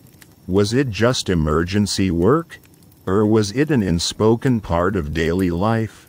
Written records are sparse, and wool doesn't fossilize its owner's fingerprints. But between the evidence and the sagas, it's clear. Weaving was too important to be exclusive. Especially sail weaving. Because when the sail failed, everyone failed. Whether you wove it, hoisted it, or clung to it during a gale, your life depended on its hold. And so, even if they didn't talk about it often, men learned enough to help. Enough to fix a seam. Enough to pass the shuttle. Enough to tie off the corner and whisper a charm, just in case. You sit quietly now, watching the two work together. The woman's hands are faster, more precise. The man's hands are steadier, more deliberate. He pulls the weft a little tighter. She softens it with her palm. No words pass, but the cloth grows. There's something lovely in this shared craft, this tandem labor, this unspoken understanding that keeping the ship afloat begins here, under the roof, with smoke and wool and two people doing their best. They don't care who gets credit. They care whether it holds. And maybe that's the point. Because in Viking life, survival wasn't solo. You didn't get far by clinging to categories. You got far by doing what needed to be done. By learning. By watching. By picking up the shuttle when someone else's hand grew tired. So tonight, the loom is not just woman's work. It's human work. The cloth grows thicker. The wind waits patiently. And you, watching from the shadows, feel something shift. Something old and useful. Something woven. The cloth stretches on now like a road, broad, dense, quiet. The loom creaks under its growing weight. The warp strings taut like harp lines, just barely resisting song. The fire has dropped to low embers, painting the ceiling beams with soft pulses of orange and gray. The weaving continues, but something's changed. There's a hum you didn't hear before. Not from voices. Not from the loom. Not from the wind outside. No, it's coming from the air around the weavers, from their bodies, from the absence of music that somehow is music. Tonight, we listen to the weaving songs nobody sang. One mainstream historical fact: Viking culture was rich with oral tradition, poetry, song, incantation. From work songs in the fields to skaldic verse at the hearth, Norse life was filled with rhythm and voice. And yet, strangely, when it comes to textile work, especially weaving, there is no known tradition of sung weaving songs in the Viking world. No documented lullabies for the loom. No ballads for the warp. No sailors' verses woven into the weft. Silence, more often than not, was the chosen soundtrack. And that's odd. Because many other cultures did. From the Sami in the north to the Celts in the west, Traditional weaving was often accompanied by chants, songs, or counting tunes that helped pass time and regulate tension. But in Norse tradition, the cloth was made in quiet. Quirky inclusion? There is, however, one curious exception, a mythic echo, not a song, but a story. The Poetic Edda tells of the Valkyr, goddess-like female spirits, who weave human destinies on a loom made of men's entrails. Yes, it's dramatic. The weights are skulls, the beater a sword. Their chant isn't a tune. It's a dirge. The verses are grim, clipped, war-bound. Blood rains from the loom. Not exactly a lullaby, but it shows that the act of weaving was viewed with power, not performance. So why the silence? Historians still argue about it. Some suggest that Viking weaving was too technical, too precise for singing. That the careful counting of threads, the delicate tensioning, required full concentration. Others believe the silence was deliberate, a kind of unwritten rule, born of reverence or superstition.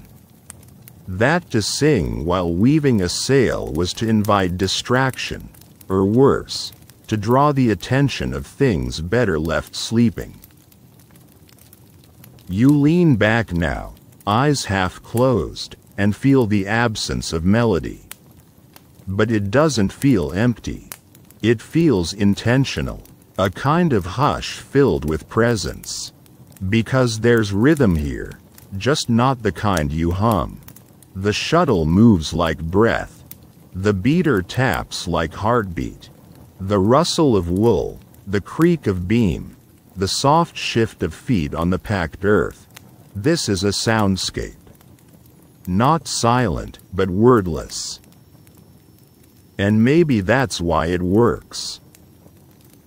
Because some work isn't meant to be adorned. Some work demands its own space, its own pulse. And these women, and sometimes men, have given themselves over to it completely. Their bodies sway with the cloth. Their thoughts slow to the rhythm of thread. They're not bored. They're tuned. This is textile trance. And you've slipped into it too. You hadn't noticed, but your breathing matches the loom now. Your thoughts don't chatter. They murmur. You're not asking questions anymore. You're just there, following the thread. Beat by beat, row by row. It's easy to romanticize the idea of songs. To imagine a weaver humming her grief into a scarf, her hope into a sail. But here in the real hush of the longhouse, you begin to understand something subtler, something steadier. That meaning doesn't always need melody. That silence can hold just as much as sound. That the absence of song is the song. Besides, silence leaves room for other things. The crackle of the hearth, the sigh of the wind against the shutter, the way your own heartbeat slows to match the loom's. You imagine, perhaps, that the weavers did have songs once, songs no one wrote down. Songs so simple they faded from memory the way smoke fades from fabric. Maybe they weren't songs at all, but murmured numbers, or lines repeated in the mind, or just the name of someone they missed, stitched quietly with every pass of the shuttle. And maybe that's enough. Because whether sung or unsung, the sail remembers. And when it rises, tall, striped, silent, it carries that hush with it. That stillness, that steadiness, that rhythm too quiet to hear, but not too quiet to feel. Your breath barely stirs now. You don't even notice that your fingers have begun to curl in rhythm with the weaving, tiny, involuntary echoes of motion, as though your own body is mimicking the shuttle's glide. The sail has grown large enough to hang visibly heavy on the loom, dipping slightly at the center with its own soft weight. The fire is more ember than flame, and the only light comes from it and the moon, which hangs overhead like a pale coin flipped by the gods. It's not flashy, it's not loud, but it is steady, and tonight, you finally listen in full to the quiet orchestra of the longhouse. Because this weaving, like all weaving, has a soundtrack, and that soundtrack is made of creaks, taps, and pauses. This is the rhythm of the loom. One mainstream historical fact: Viking looms weren't silent. Every movement, every pass of the shuttle, every press of the beater, every shift of the warp, made sound. The upright warp-weighted looms had a voice of their own, the groan of wood shifting against tension, the whisper of wool scraping against wool, the thunk of a wooden sword tapping a line into place. For those who worked beside them day after day, these sounds were not background noise, they were measurement.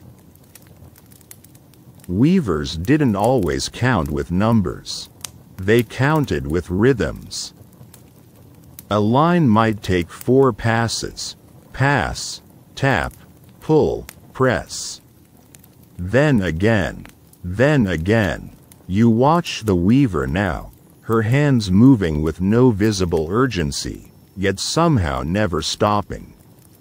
The shuttle slides left to right. Creak. The beater drops. Tap. The weights swing. Tiny stones clicking together at the bottom of their chords like wind chimes made of patience. Pause. Then it all begins again.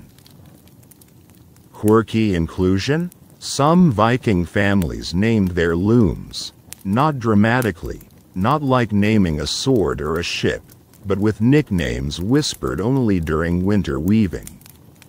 A loom that moaned too much might be called Old Man Groan. One that clicked neatly might be Mouse Tail.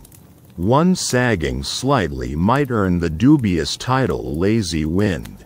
There's no official record of these, of course, but one Icelandic weaving diary, yes, they existed, includes this line: "Started sail on mousetail today. Warp tighter than last year. Good signs."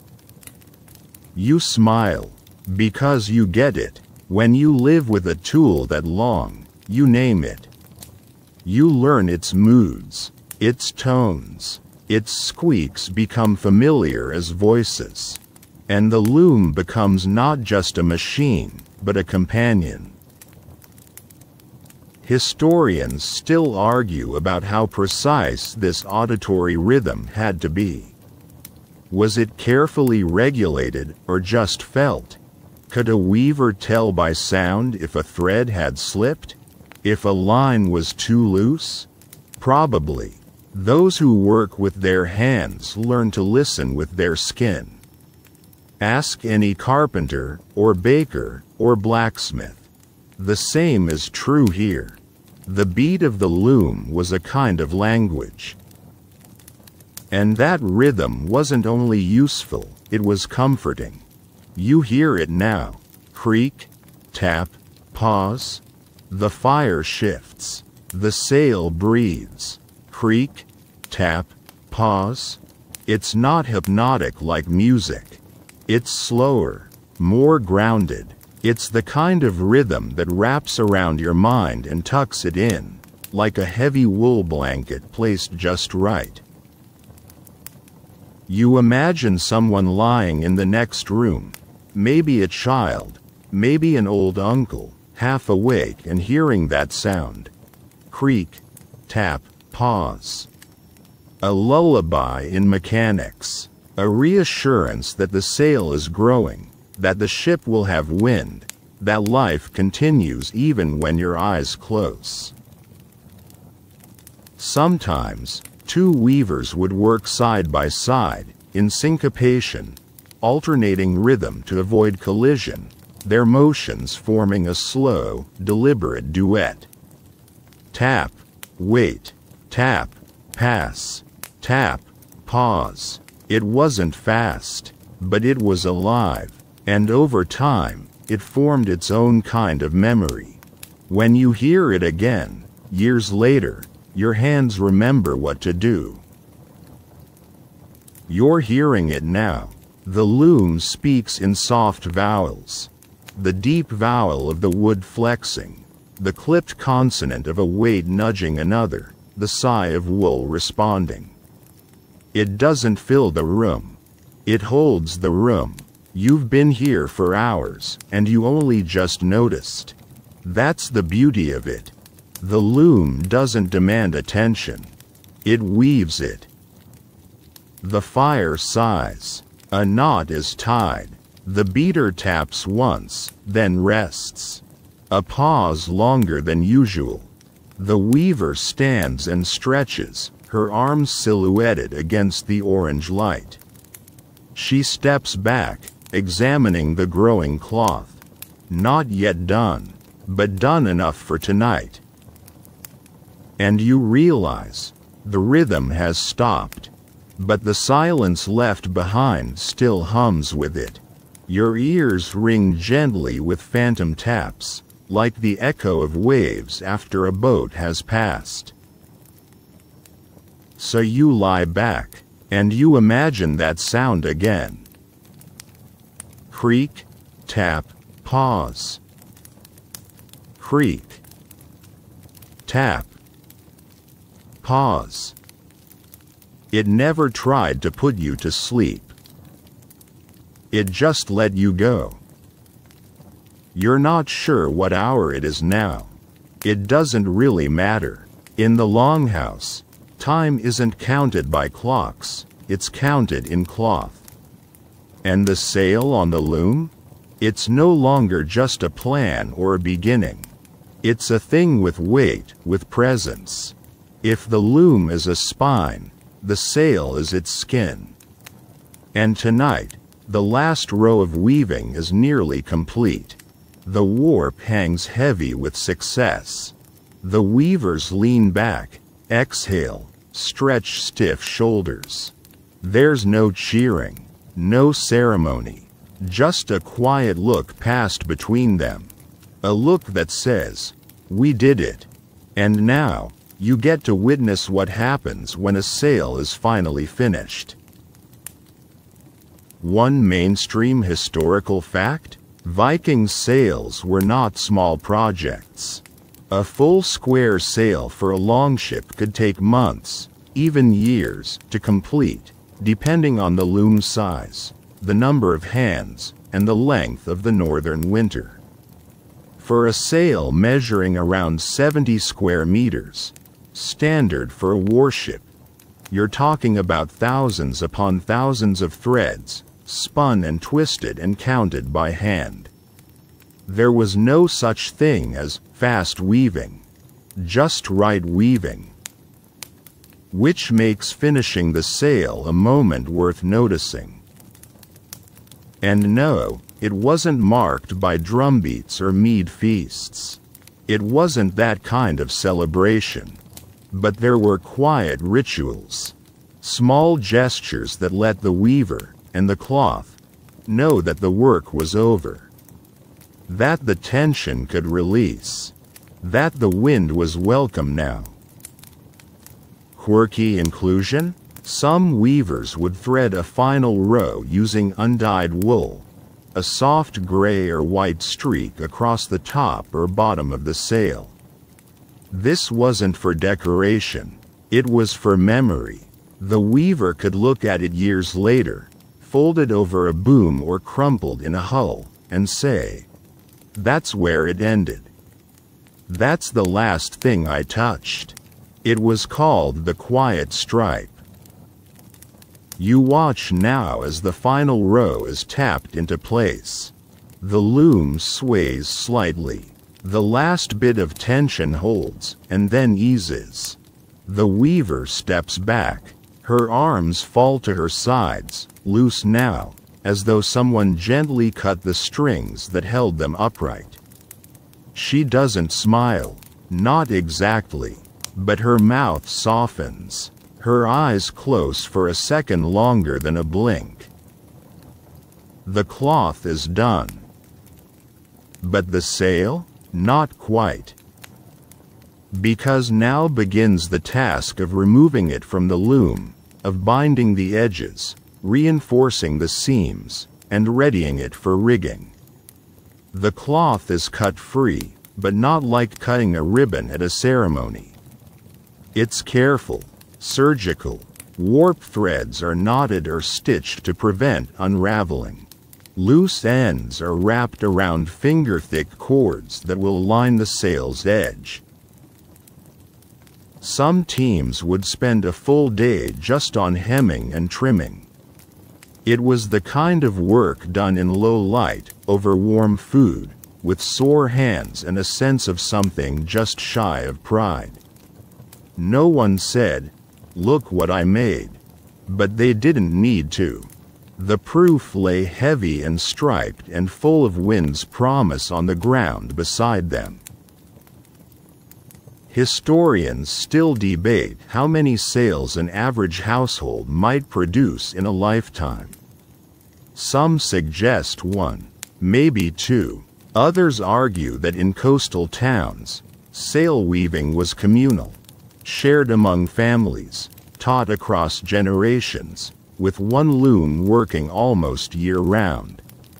Either way, it wasn't everyday cloth.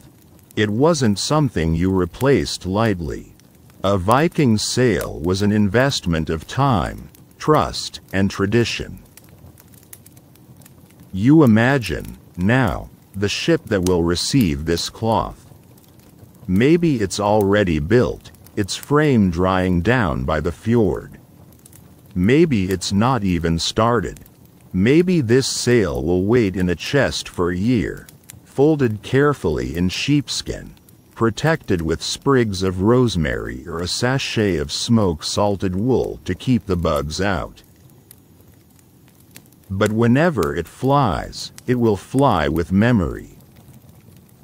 There's another quiet tradition, one not spoken about in sagas or scrolls, but passed down in murmured lore. Some weavers, after finishing a sail, would place a stone in its folds, just a small one, smooth and flat. Something to weigh the cloth slightly. A grounding charm. It served no technical purpose. But it was a token. A reminder that even the wind needs something to anchor it. And now the weaver does one last thing. She runs her hand along the length of the cloth. Not inspecting, not testing, just touching. One pass, from edge to edge, like saying goodbye, or hello. Then she folds it, once, twice, again. The loom is bare, the sail is born. And you, curled quietly on your side, warm beneath all these words, feel the shift. It's not dramatic, it's not even emotional, it's just the natural, inevitable arrival of completion. The loom creaks once as it settles into stillness. The fire crackles. The wind waits. And the sail, folded in shadow, holds its breath. Now the loom stands empty, its silence no longer tense, but satisfied. The warp strings have been untied. The loom waits. Those small, stony anchors of gravity are stacked carefully in a corner, as if resting after a long shift. And where the sail once hung like a curtain of labor and prayer, there is only space. But not emptiness, because the sail is not gone. It's merely waiting, folded, finished, and soon to be fitted. And what comes next? Well, now it's time to measure a dragon ship's hunger. Tonight, we look not at threads, not at looms, not even at wool. We look at how much it actually took to satisfy a Viking ship. And spoiler, it's more than you think. Because a single sail was not just a cloth. It was a flock of sheep, a winter's worth of spinning, and enough wool to make everyone in the village question their life choices. One mainstream historical fact: the average longship, like those sleek, sea-skimming dragon-proud beauties from your mental museum, required a sail measuring between 60 to 90 square meters. That's roughly the size of a small house roof or an average city apartment. And Viking sails weren't paper thin. They were thick, tightly woven, layered, and occasionally reinforced. That meant a lot of wool. How much? Scholars estimate it took the fleece of upwards of 200 sheep to produce one full sail. Let that sink in. 200 sheep. Quirky inclusion? There's a 13th century Icelandic record in which a landowner attempts to barter for a sail by offering, not coin, but livestock. The recipient demands the full backs of 100 ewes, clean and combed, and at least 12 weights of summer spun. The landowner replies, "That's not a sail, that's a famine." The joke might be dry, but the math is real. And that's just the raw material. To get those fleeces from sheep to sail, you needed labor, months of shearing, cleaning, sorting, carding, spinning, and finally weaving. Estimates vary, but some textile historians suggest that a full sail represented 2,000 to 3,000 hours of human work, not including dyeing or weatherproofing. You watch now as the weaver and her family lay the folded sail out across the dirt floor, stretching it slowly, smoothing the edges. It barely fits inside the house. It brushes the benches. It flattens a sleeping cat. Someone in the corner mutters, "It's hungry." And it is. It's a hungry thing, this sail. Hungry for wind, for rope, for sky. Now comes the measuring. Measuring wasn't done with tape. It was done with ropes, arms, and memory. A woman steps back, stretches her arms wide, counts in wingspans. Another lays a marked stick beside the cloth, tapping softly at each edge. They're not measuring length so much as fit. Will it hang right? Will it catch? Will it overbalance the mast or pull too hard in a crosswind? Because a sail can't be too big. It'll catch too much and capsize the ship. It can't be too small, either. Then you drift, stall, watch your enemies row past with smug satisfaction. The cloth must be tailored to the ship's hunger for speed, not greed, but appetite. A dragon ship, after all, is only as swift as the breath you feed it. Historians still argue how standard Viking sails were. Were they customized for each ship? Or did ports have templates? The evidence is contradictory. Some preserved ships show signs of adapted sails, edge stitching that suggests trimming. Others have mast setups that seem built for one exact sail. Either way, this much is clear. The sail didn't just serve the ship. It defined it. And so you sit there, watching as the family begins to prepare the cloth for fitting. They roll the bottom edge into a tight hem, thread thick cords through the corners. A young boy tests the rope tension with a tug that nearly tips him backward. Someone laughs, the tension of labor, finally broken by joy. You picture the sail rising, soon, but not yet. You see it catching the early wind on launch day. The wood creaks. The ropes tighten. The sail fills, not just with air, but with memory. With labor, with sheep, with every quiet night in the longhouse that led to this moment. You feel it even now. The weight of the cloth, folded beside you. It's not just wool, it's ours, it's hands, it's the measure of a dragon ship's hunger. And it's ready. Or almost. Because a hungry ship must be fed slowly. One fold at a time. The longhouse feels smaller now. Not cramped, but full.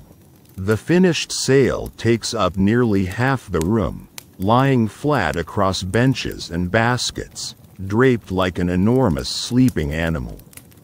Everyone walks around it carefully, reverently, toes pointed inward to avoid the edges.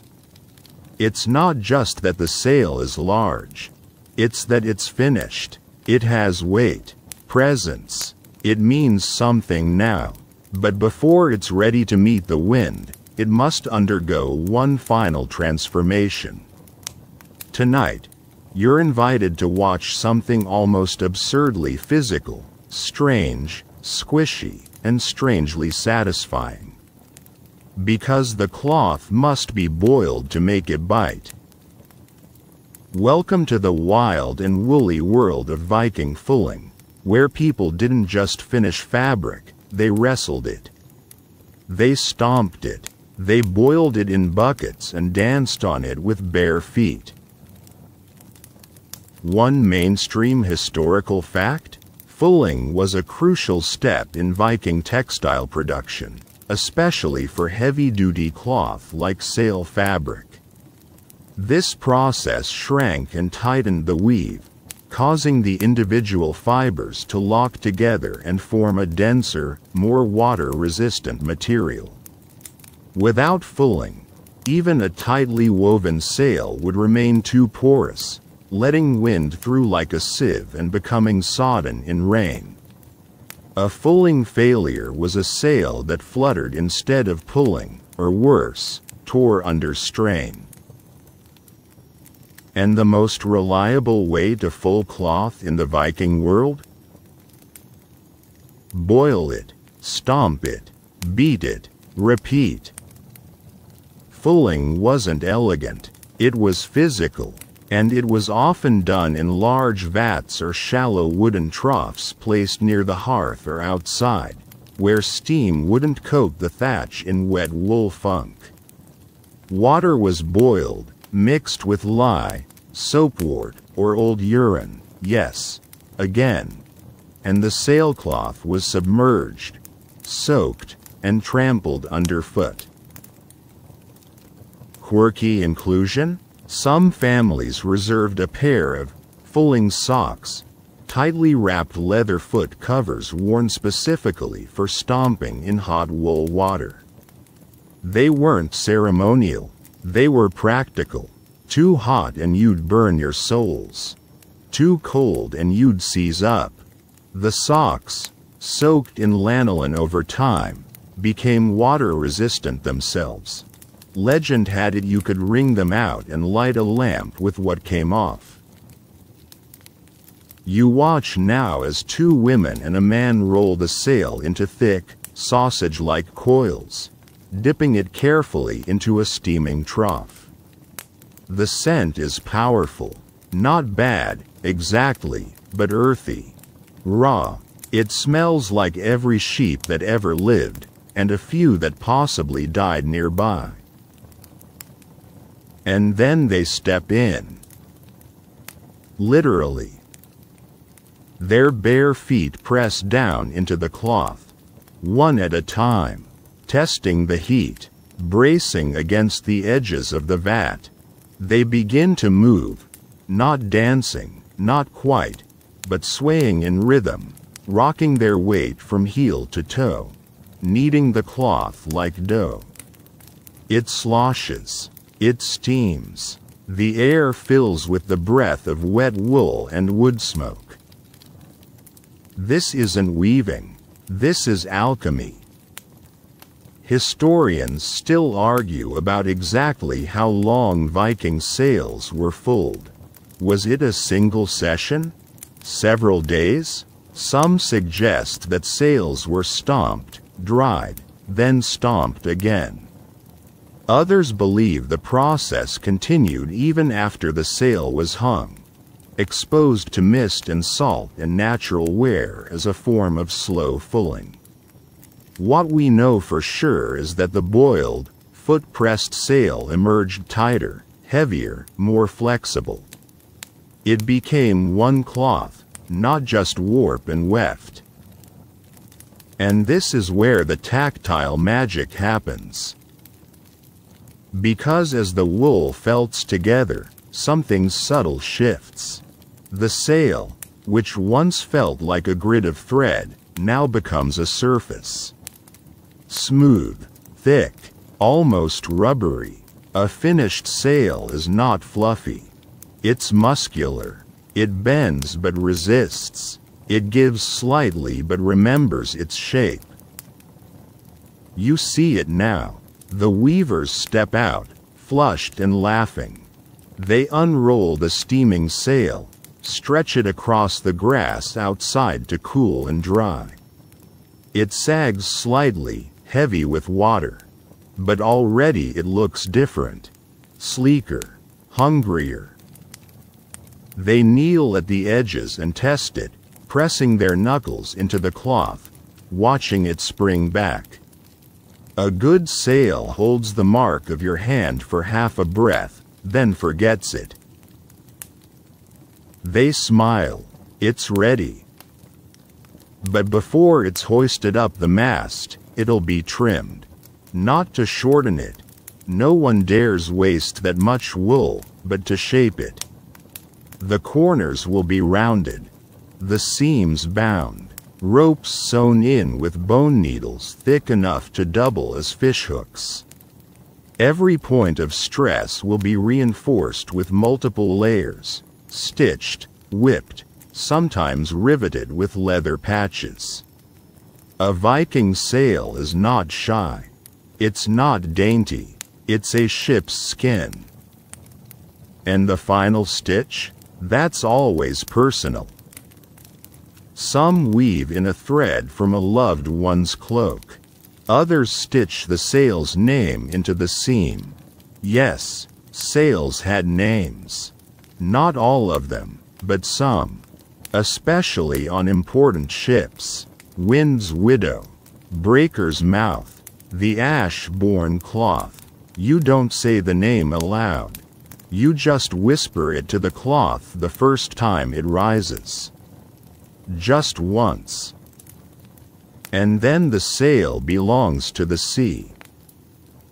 You sit back now, watching the finished cloth ripple slightly in the cool air. It's not flying yet, but it's awake, it's aware, it's been boiled, stomped, stitched, and shaped. It's been held and released. It's been made ready. Tomorrow, it might rise. But tonight, it rests.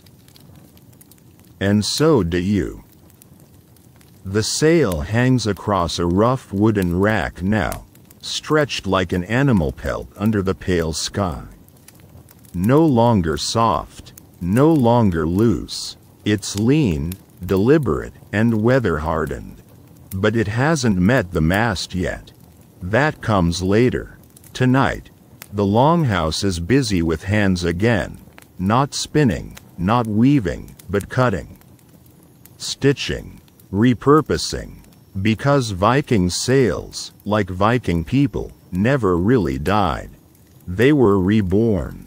And tonight, we follow the winding afterlife of these cloth giants. Welcome to the world of reused, recut, and reborn sails, a history of second chances in wool. One mainstream historical fact: Viking sails, once worn or damaged, weren't simply thrown away. They were far too valuable for that. Instead, old sails were carefully taken apart, and the cloth reused for a wide range of purposes, everything from tents and cloaks to winter bedding and even burial shrouds. Wool was a resource you didn't waste, and sailcloth, sturdy, thick, pre-weatherproofed, was among the most prized fabrics available. So when a sail's seafaring days ended, its story didn't. Quirky inclusion? In one Icelandic folktale, a widow covers her roof with the remains of her late husband's sail, stitched from the scraps of the ship he never returned on. When villagers ask why she doesn't patch the holes, she says, "Let the ghosts out." That roof reportedly whistled like a flute every winter storm. The locals called it the singing house. You watch now as a group of women kneel on the floor, rolling out a portion of cloth already showing signs of salt damage. Not ruined, just worn. One edge is frayed. A tear slices diagonally through a corner, where a rigging ring once pulled too tight. This sail has seen things, and it's about to become something else. The first cut is careful. Cloth scissors, hand-forged and blunt from age, snip through the stiff fabric with a sound like crunching leaves. They trim a square, then another. Pieces begin to form. Long rectangles for cloaks, smaller ones for boot soles, narrow bands for belts or straps. A thick central strip is set aside entirely, saved for a tent flap, perhaps. Or maybe the lining of a new sailbag. You can tell by the weight of it. This piece still remembers the wind.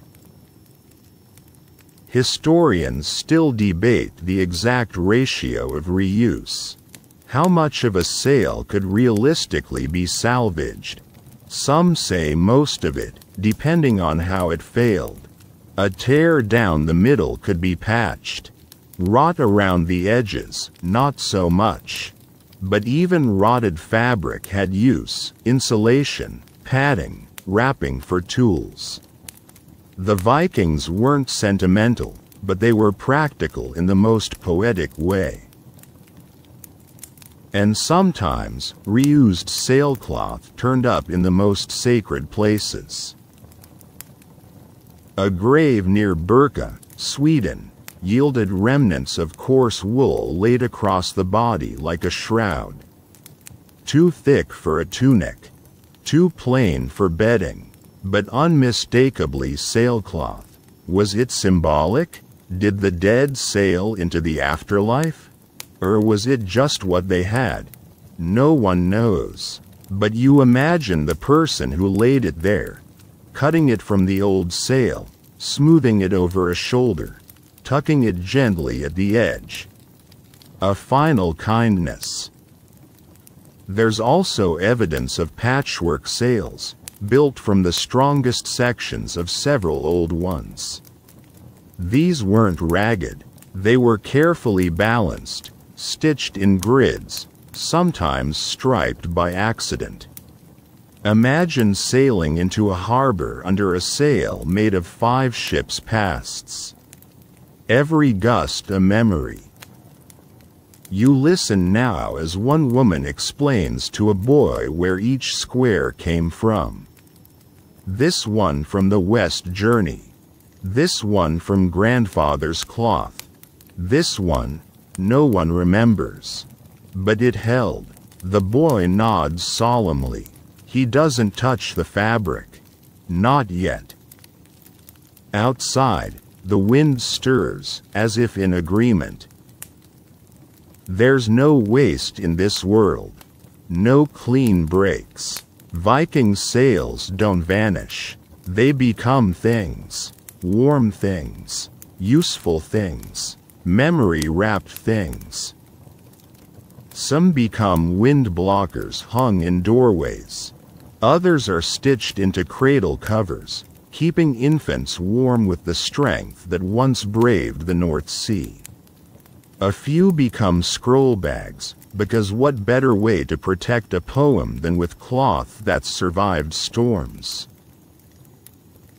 And some, just some, become sails again. Recut, reseamed, made smaller, made new. You watch as one strip of cloth, still red striped from its former life, is set aside, folded neatly, corners aligned. It will be stitched into the edge of the next sail, not because it's still the strongest, but because it knows.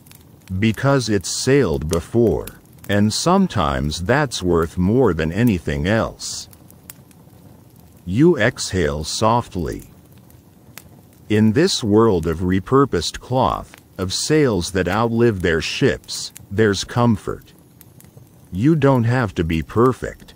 You don't even have to be whole. You just have to be willing to keep going, to shift, reshape, and sail again. And the sail? It will. Maybe not today. But soon. The cloth is folded now.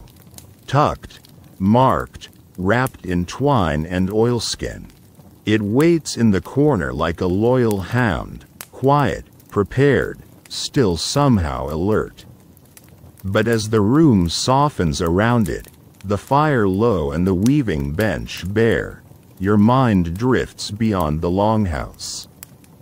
Beyond this particular sail, beyond this particular fjord, because not every Viking sail survived in story. Some were lost, forgotten, torn and buried in the sea. But once in a great while, very rarely, they come back. Not in song, not in saga, but in mud, in peat, in silence. Tonight, we travel to the archaeologist's underworld to meet the oldest sail ever found. One mainstream historical fact: almost no Viking sails have survived intact. Wool, unlike bronze or bone, does not endure the centuries unless it's sealed away from air, light, bugs, and bacteria. But fragments have been recovered, tiny threads, faded squares, warped loops of twine once sewn into edge hems. These scraps, however humble, have told us more than any saga could. And one of the most famous came from a ship dug out of the muck, where time had pressed cloth and earth together like a secret. In 1962, near the Danish village of Skuldelev, 5 Viking ships were uncovered at the bottom of a fjord. Sunk deliberately, possibly to block enemy access, they were buried in silt for nearly 1,000 years. Inside one, archaeologists found a fragment of what might have been sailcloth. Just a scrap, about the size of your hand, faded red and brown, densely woven, coarse, but unmistakable. Quirky inclusion? The scrap bore a faint imprint, like a pressed crease, suggesting it had once been folded carefully. Not wadded, not balled up, folded, as if someone, all those centuries ago, had taken the time to store it right. A practical move? Perhaps. Or a quiet farewell. The crease still holds the shape of human caution. Historians still argue whether that fragment truly belonged to a sail. Some suggest it was part of a protective wrap, or perhaps a tarp used to cover gear. But textile experts have traced its weave pattern and matched it to known Viking sail styles: twill, triple weft, densely fulled. And it smells faintly, still, of sea salt and smoke. You lean closer now, imagining that fragment in a glass case, under soft museum light. How many eyes have passed over it, not knowing what it cost? Not knowing how many sheep it came from, how many hours it held on the loom, how many nights it absorbed the breath of the North Sea. And what about the weaver? Did she live to see her sail fly? Or was this one meant for someone else's voyage? Did she name it? Did she press her hand against it one final time before it left the longhouse? You'll never know. The scrap won't tell you. But you feel it anyway, the weight of all that labor, folded into silence. There are other fragments, too. Bits of cloth found in burial sites, stitched into tunics or lining the walls of chests. Some may have been repurposed sailcloth, though proof is hard to find. Wool shifts. It forgets its shape, but sometimes, under a microscope, the story reappears. A diagonal twill, a trace of madder red, a warped thread that still resists the pull of time. In Greenland, a fragment recovered from a Viking farmstead showed signs of deep dye, layered weave, and a heavy, tar-like coating. Some believe it was part of a winter coat. Others say no. That cloth once flew. That cloth once held a ship upright in rough seas. That cloth once knew the sky. You think now about how fragile memory is. How easy it is for a sail to vanish, a weaver's name to disappear, a whole voyage to slip into myth. But then something resurfaces, a thread, a weight, a crease, and suddenly, the story flutters again. You don't need the whole sail to know what it meant. You just need one strand. One scrap. One sign that someone wove a thing meant to hold against wind. And that maybe, just maybe, it did. You lean back now, eyes heavy, thoughts draped over you like the sail itself. But not all sails were kind. Not all of them caught wind without question. Some tore, some twisted, and some, if you asked the old ones, if you believed the whispers, carried curses. Cloth doesn't hold just fibers, after all. It holds intention, fear, memory, and if something was wrong at the moment of weaving, if the hand shook, if the thread snagged, if the charm thread was forgotten, well, the sea has opinions about that. Tonight, you hear the uneasy tale of when a sail carried a curse. One mainstream historical fact? Viking sagas and later Nordic folktales are full of stories about sails that failed not due to craft or storm, but superstition. Certain weavers, especially those with a reputation for uncanny skill, were both sought after and feared. A sail woven by someone thought to possess the eye for wind could sell for more silver than a ship's rudder. But if a voyage ended badly, if a storm struck too suddenly or a ship vanished without a trace, whispers would begin. It was the sail, they'd say. It had something in it. Quirky inclusion? One preserved tale, buried in a 14th century manuscript from western Norway, tells of a merchant whose new sail tore clean in half during a calm. No storm, no wind, just snap. Cloth split like paper. The sailmaker, a woman from a rival village, was said to have woven it while in mourning. Her tears had soaked the threads. One too many. That was the story, anyway. No one bought her work again. Her loom was burned, but no one could explain how a sail that tested perfectly gave way like that. You watch now as the weaver in the longhouse finishes stitching a reinforced corner.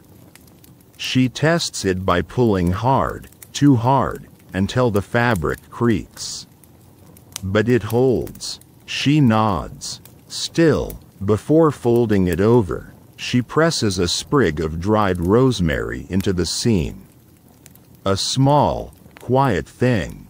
For scent, for luck, for whatever unseen hands might tug at the ropes once the sail is raised. Historians still argue whether these rituals were genuine beliefs or just tradition, actions performed not because they were necessary, but because they were familiar. A way of feeling ready. A way of saying, I've done all I can. The rest belongs to wind and wave. But when you live close to the sea, you don't dismiss luck. You respect it. You stitch it in, just in case. Some sails were said to moan when they caught wind. A low, thrumming sound, like singing through wool. Wind ghosts, they called it. The breath of old sails caught in the new. Most believed it was just the weave. Just the wind playing tricks. But a few weren't so sure. One saga speaks of a sail that darkened in storms. Not visibly, energetically. The crew said it grew heavier, harder to hoist, as if it resented being flown. They threw it overboard mid-voyage and sewed a new one from their spare tunics and blankets. When they returned to shore, the sail had washed up ahead of them, folded, waiting. No one touched it. The ship was burned, sail and all. You feel it now. The power of belief. Not fear. Just wait. A recognition that this cloth, made of sheep and smoke and silence, has become something greater than itself. Something with consequence. Something that might remember your name. And in a way, all sails carry something extra. Not curses, not spells, but echoes of the weaver's thoughts, the maker's hopes, the sailor's grip on the rope during a sudden gust. This one, the one in the longhouse with its sharp seams and fire-cured weave? It carries patience, precision, breath held for hours at a time, and a single backwards knot, hidden just beneath the hem, tied during a moment of unspoken memory. It will not tear. It will not curse. It will carry. And if the sea is cruel, it will resist. You exhale. Somewhere outside, the wind stirs the grass. The cloth on the rack sways, almost imperceptibly. Like it's testing its strength. Like it's remembering the hands that made it. Not all sails carry a curse. But all sails carry something. The sail has dried now. Not just in the literal sense. No more steam. No more dampness pressed from felted wool, but in the way bread cools after baking. It's firm, final, inert only in stillness, and like that bread, it waits to be broken, to be used, to become alive again through the hands of others. But before it can be hoisted, before it can feel the first tug of rope or the slap of sea air, it needs one last thing: a name. Tonight, we sit beside the folded cloth and listen for the quiet moment when a Viking sail becomes someone. One mainstream historical fact: while not every sail was formally named, there is strong evidence from sagas, rune stones, and oral tradition that ships, and often their sails, were personalized. Just like swords, they were not simply tools. They were companions, carriers, extensions of will and fate.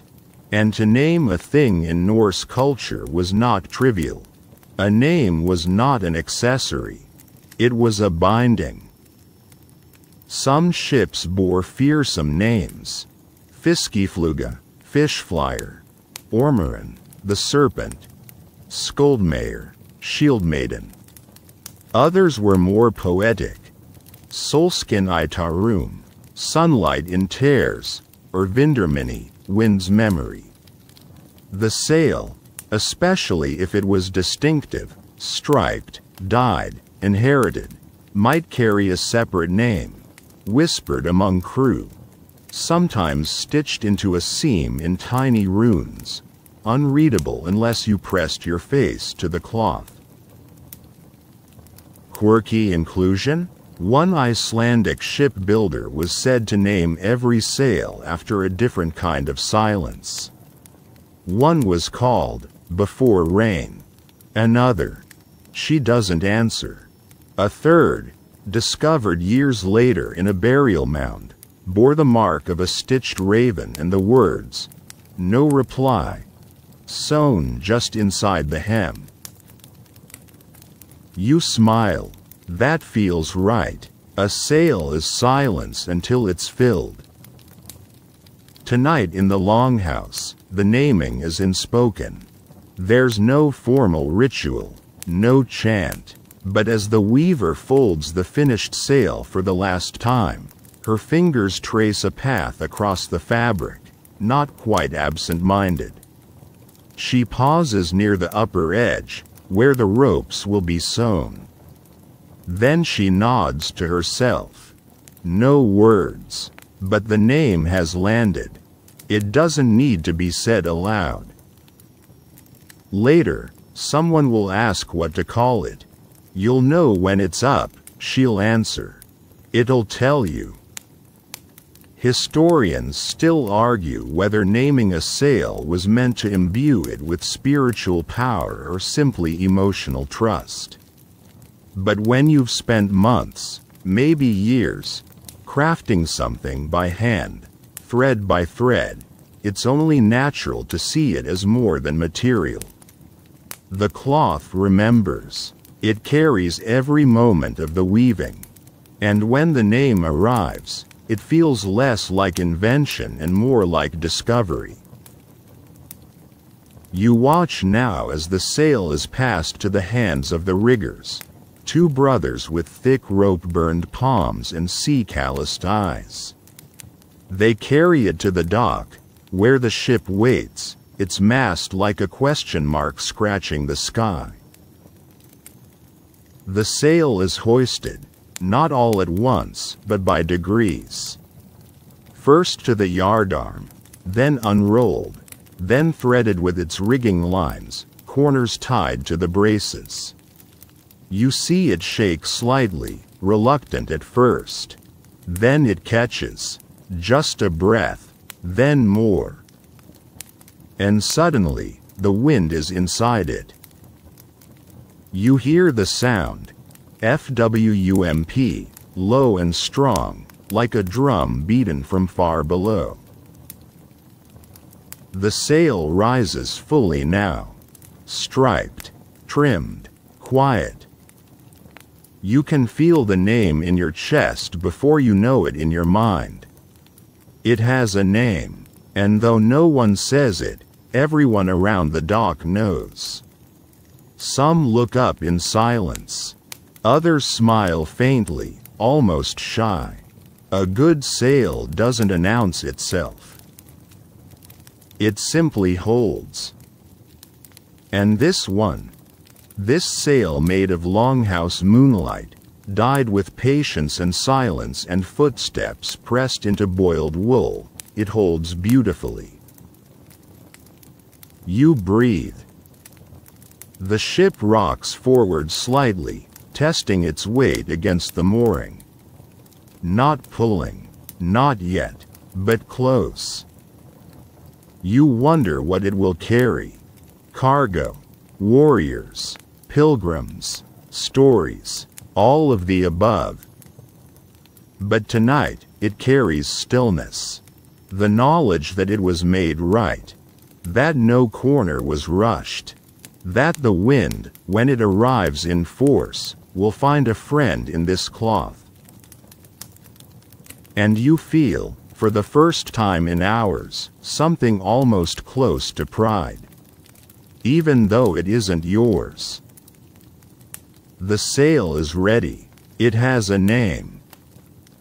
And now, it waits only for the sea. The morning comes with quiet clarity. Pale light seeps into the longhouse, gilding the walls with a soft gray that feels neither cold nor warm, just present, like a hand resting on your back as you sleep. The hearth embers hiss faintly. The sail is gone from the bench, gone from the rack.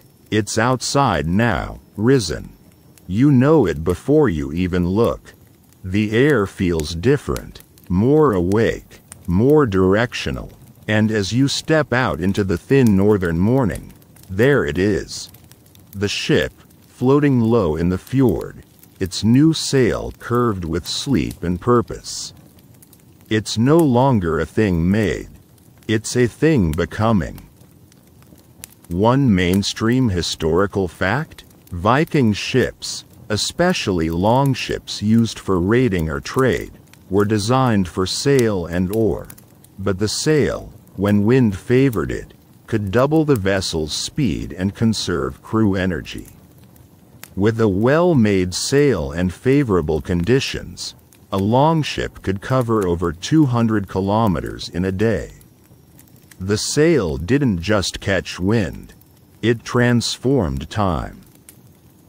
This particular ship, a lean, angular beauty with dragon-shaped prow and ribbed hull, looks almost modest on the water. But it hums. It's not moving yet, still tethered at bow and stern, but the sail pulls faintly at the ropes, as if whispering, "I'm ready."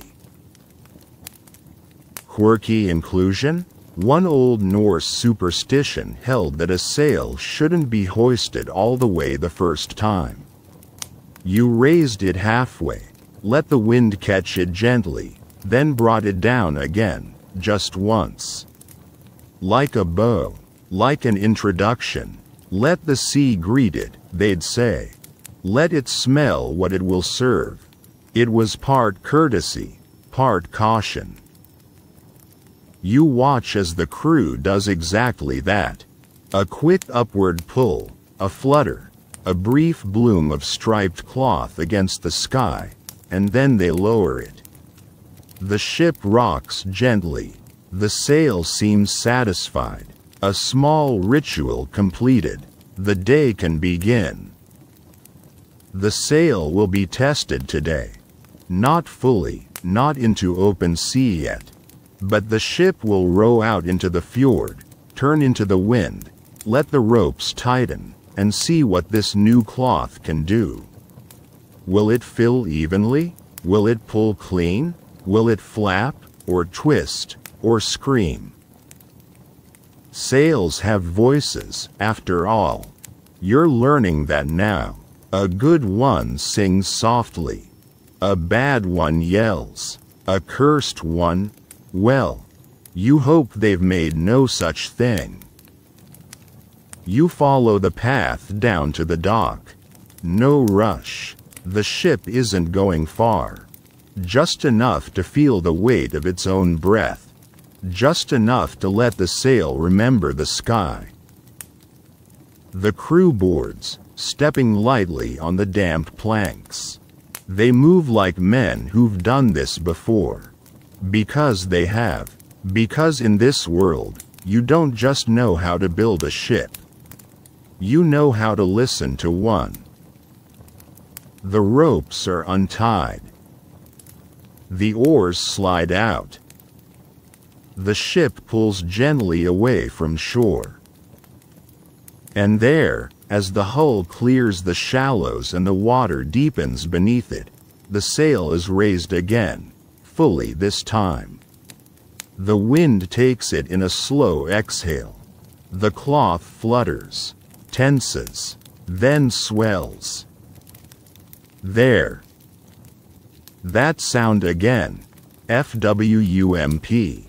Like thunder trapped in a drum made of wool. The sail curves. The ropes snap taut. The oars dip once, then rest. And the ship begins to move under its own breath. Historians still argue whether Viking sailors trusted sails more than oars. Some crews relied on the wind like a blessing, others feared it like a trap. But all of them knew that a good sail made the difference between drifting and arriving. Between rowing into battle and sweeping into it like a storm. You watch the ship now as it cuts a long, slow curve across the fjord. The sail holds perfectly, no flapping, no tearing, no stutter, just pull. The cloth doesn't strain, it leans. The crew doesn't shout, they smile. And from here on the shore, you feel it in your chest. How the thing made of sheep and smoke and silence becomes motion. How the longhouse months give way to minutes of flight. How this shape on the water becomes a line of memory traced across the skin of the sea. You look to the mountains, then to the ship, then to the sail. And for a moment, you forget that it was ever anything else. The ship glides into the fjord like a memory returning to where it began. The sail curves gracefully above it, no longer testing the air but answering it. The ropes hum, the mast creaks, the water splits quietly at the prow, and you realize something strange, something lovely. You've watched the birth of this sail, and now, you're watching it speak. Not loudly, not boastfully, but fluently, in a language of cloth and curve and air. And as the ship arcs around and begins its return, you see it clearly. A conversation between fabric and force. One mainstream historical fact? Viking sails were adjustable, rigged with a surprisingly advanced network of lines that allowed the crew to control not just direction but also tension, tilt, and twist. These weren't stiff triangles pulled tight across a pole. They were fluid, reactive, multi-point systems designed to bend wind into will. The ropes, called sheets, braces, and halyards, were as essential as the sail itself.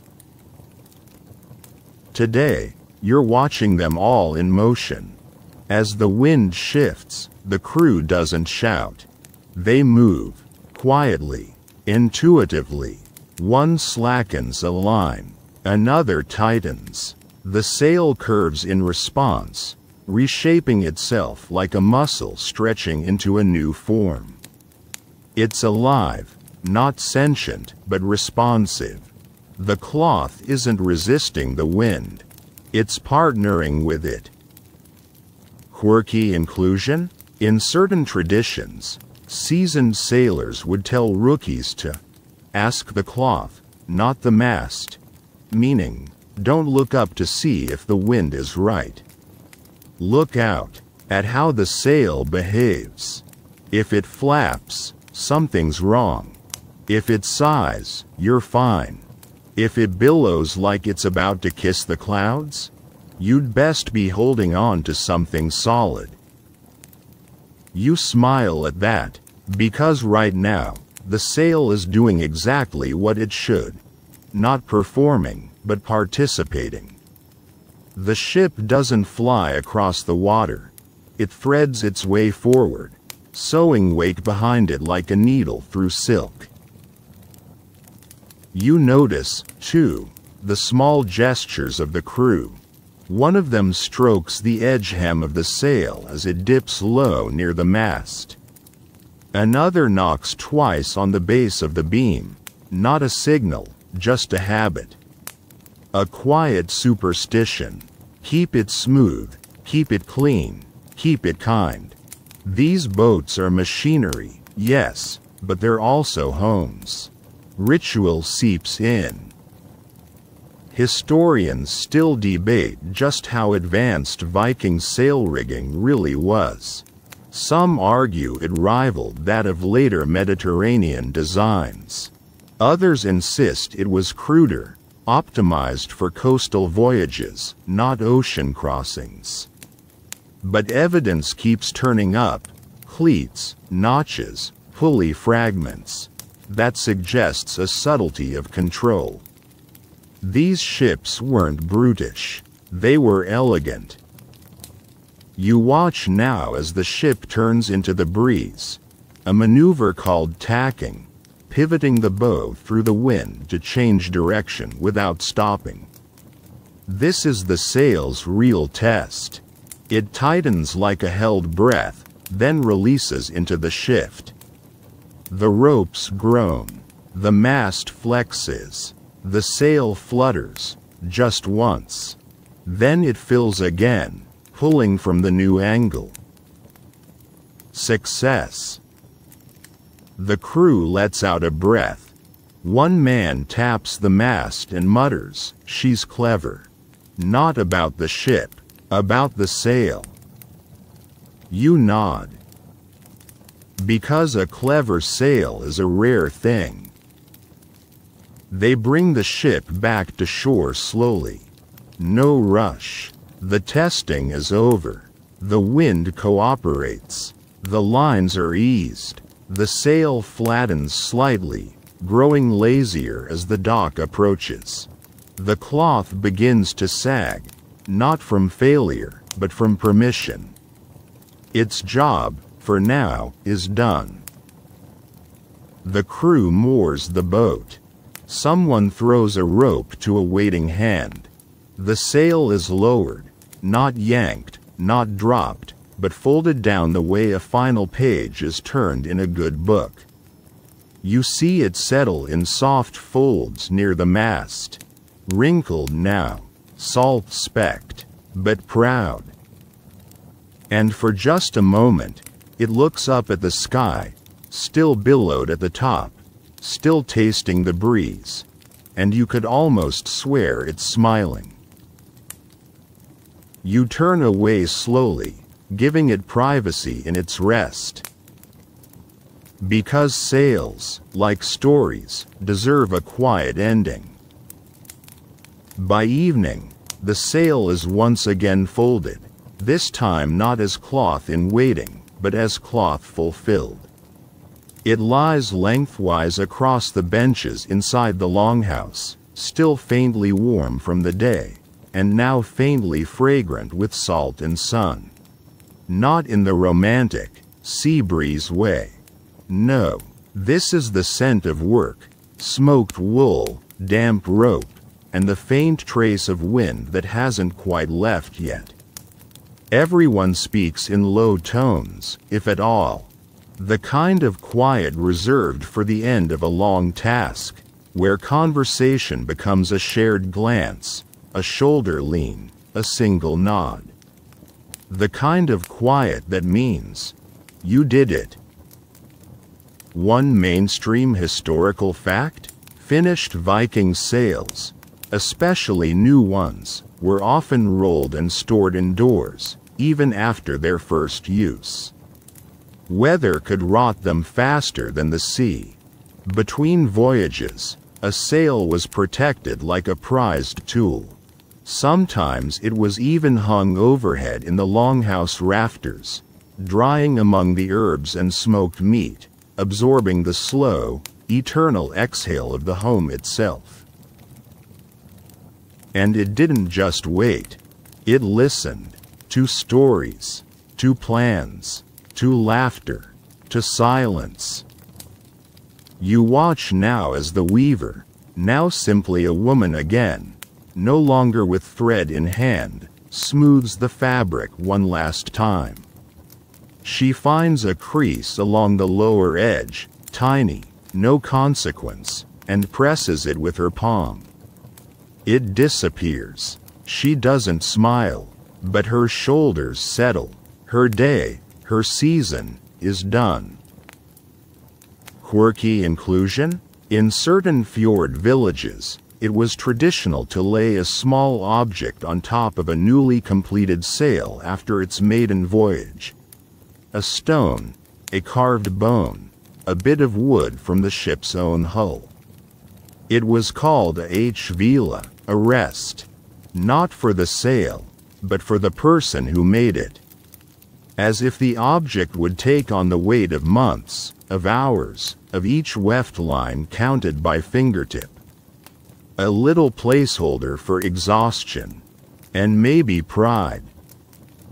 Someone places a flat piece of driftwood across the folded cloth now.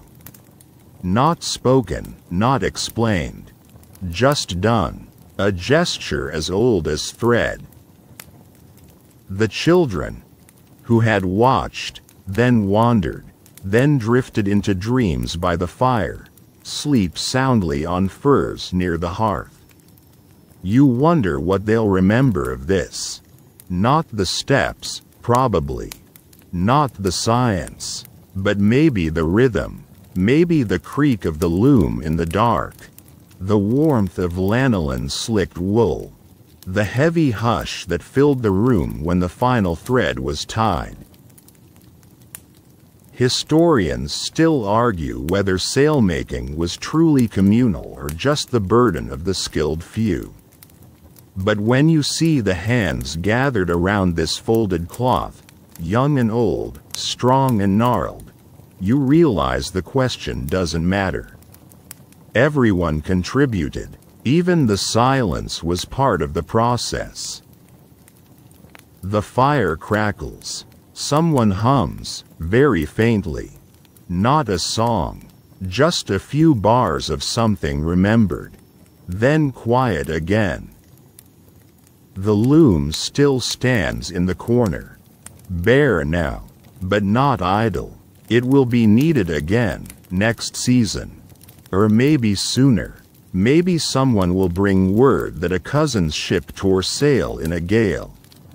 That a trader's mast cracked and must be re-rigged. The loom will wait. But for tonight, it rests. You walk slowly around the longhouse once more. Your eyes adjust to the dim. Everything seems softer now, rounded at the edges.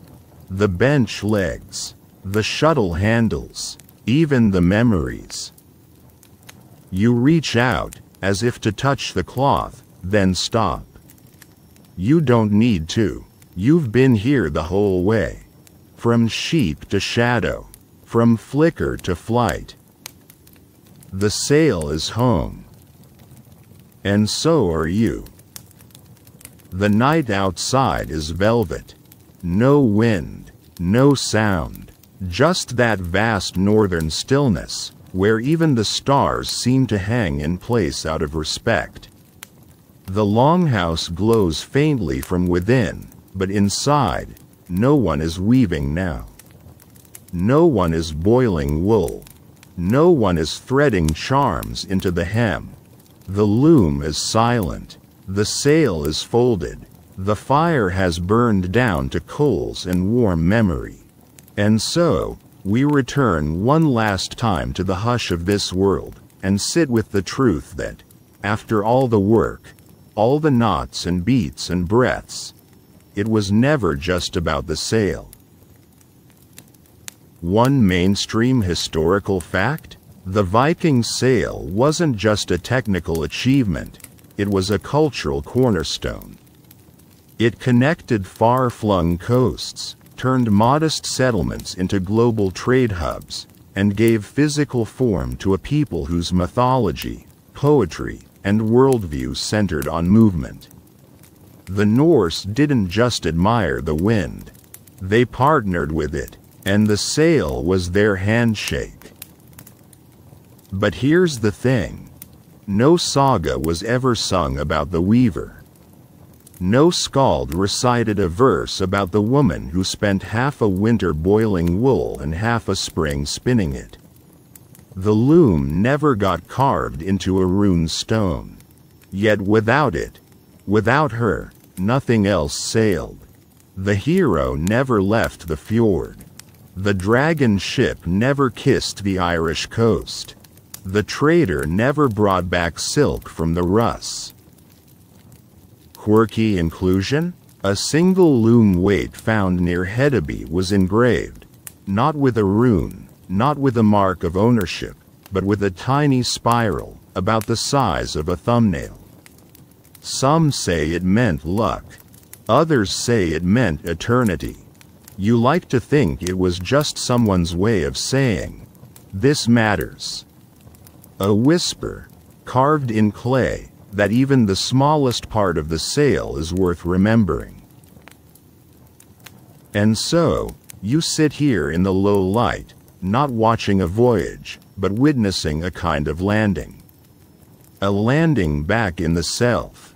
Back in quiet. The loom is still.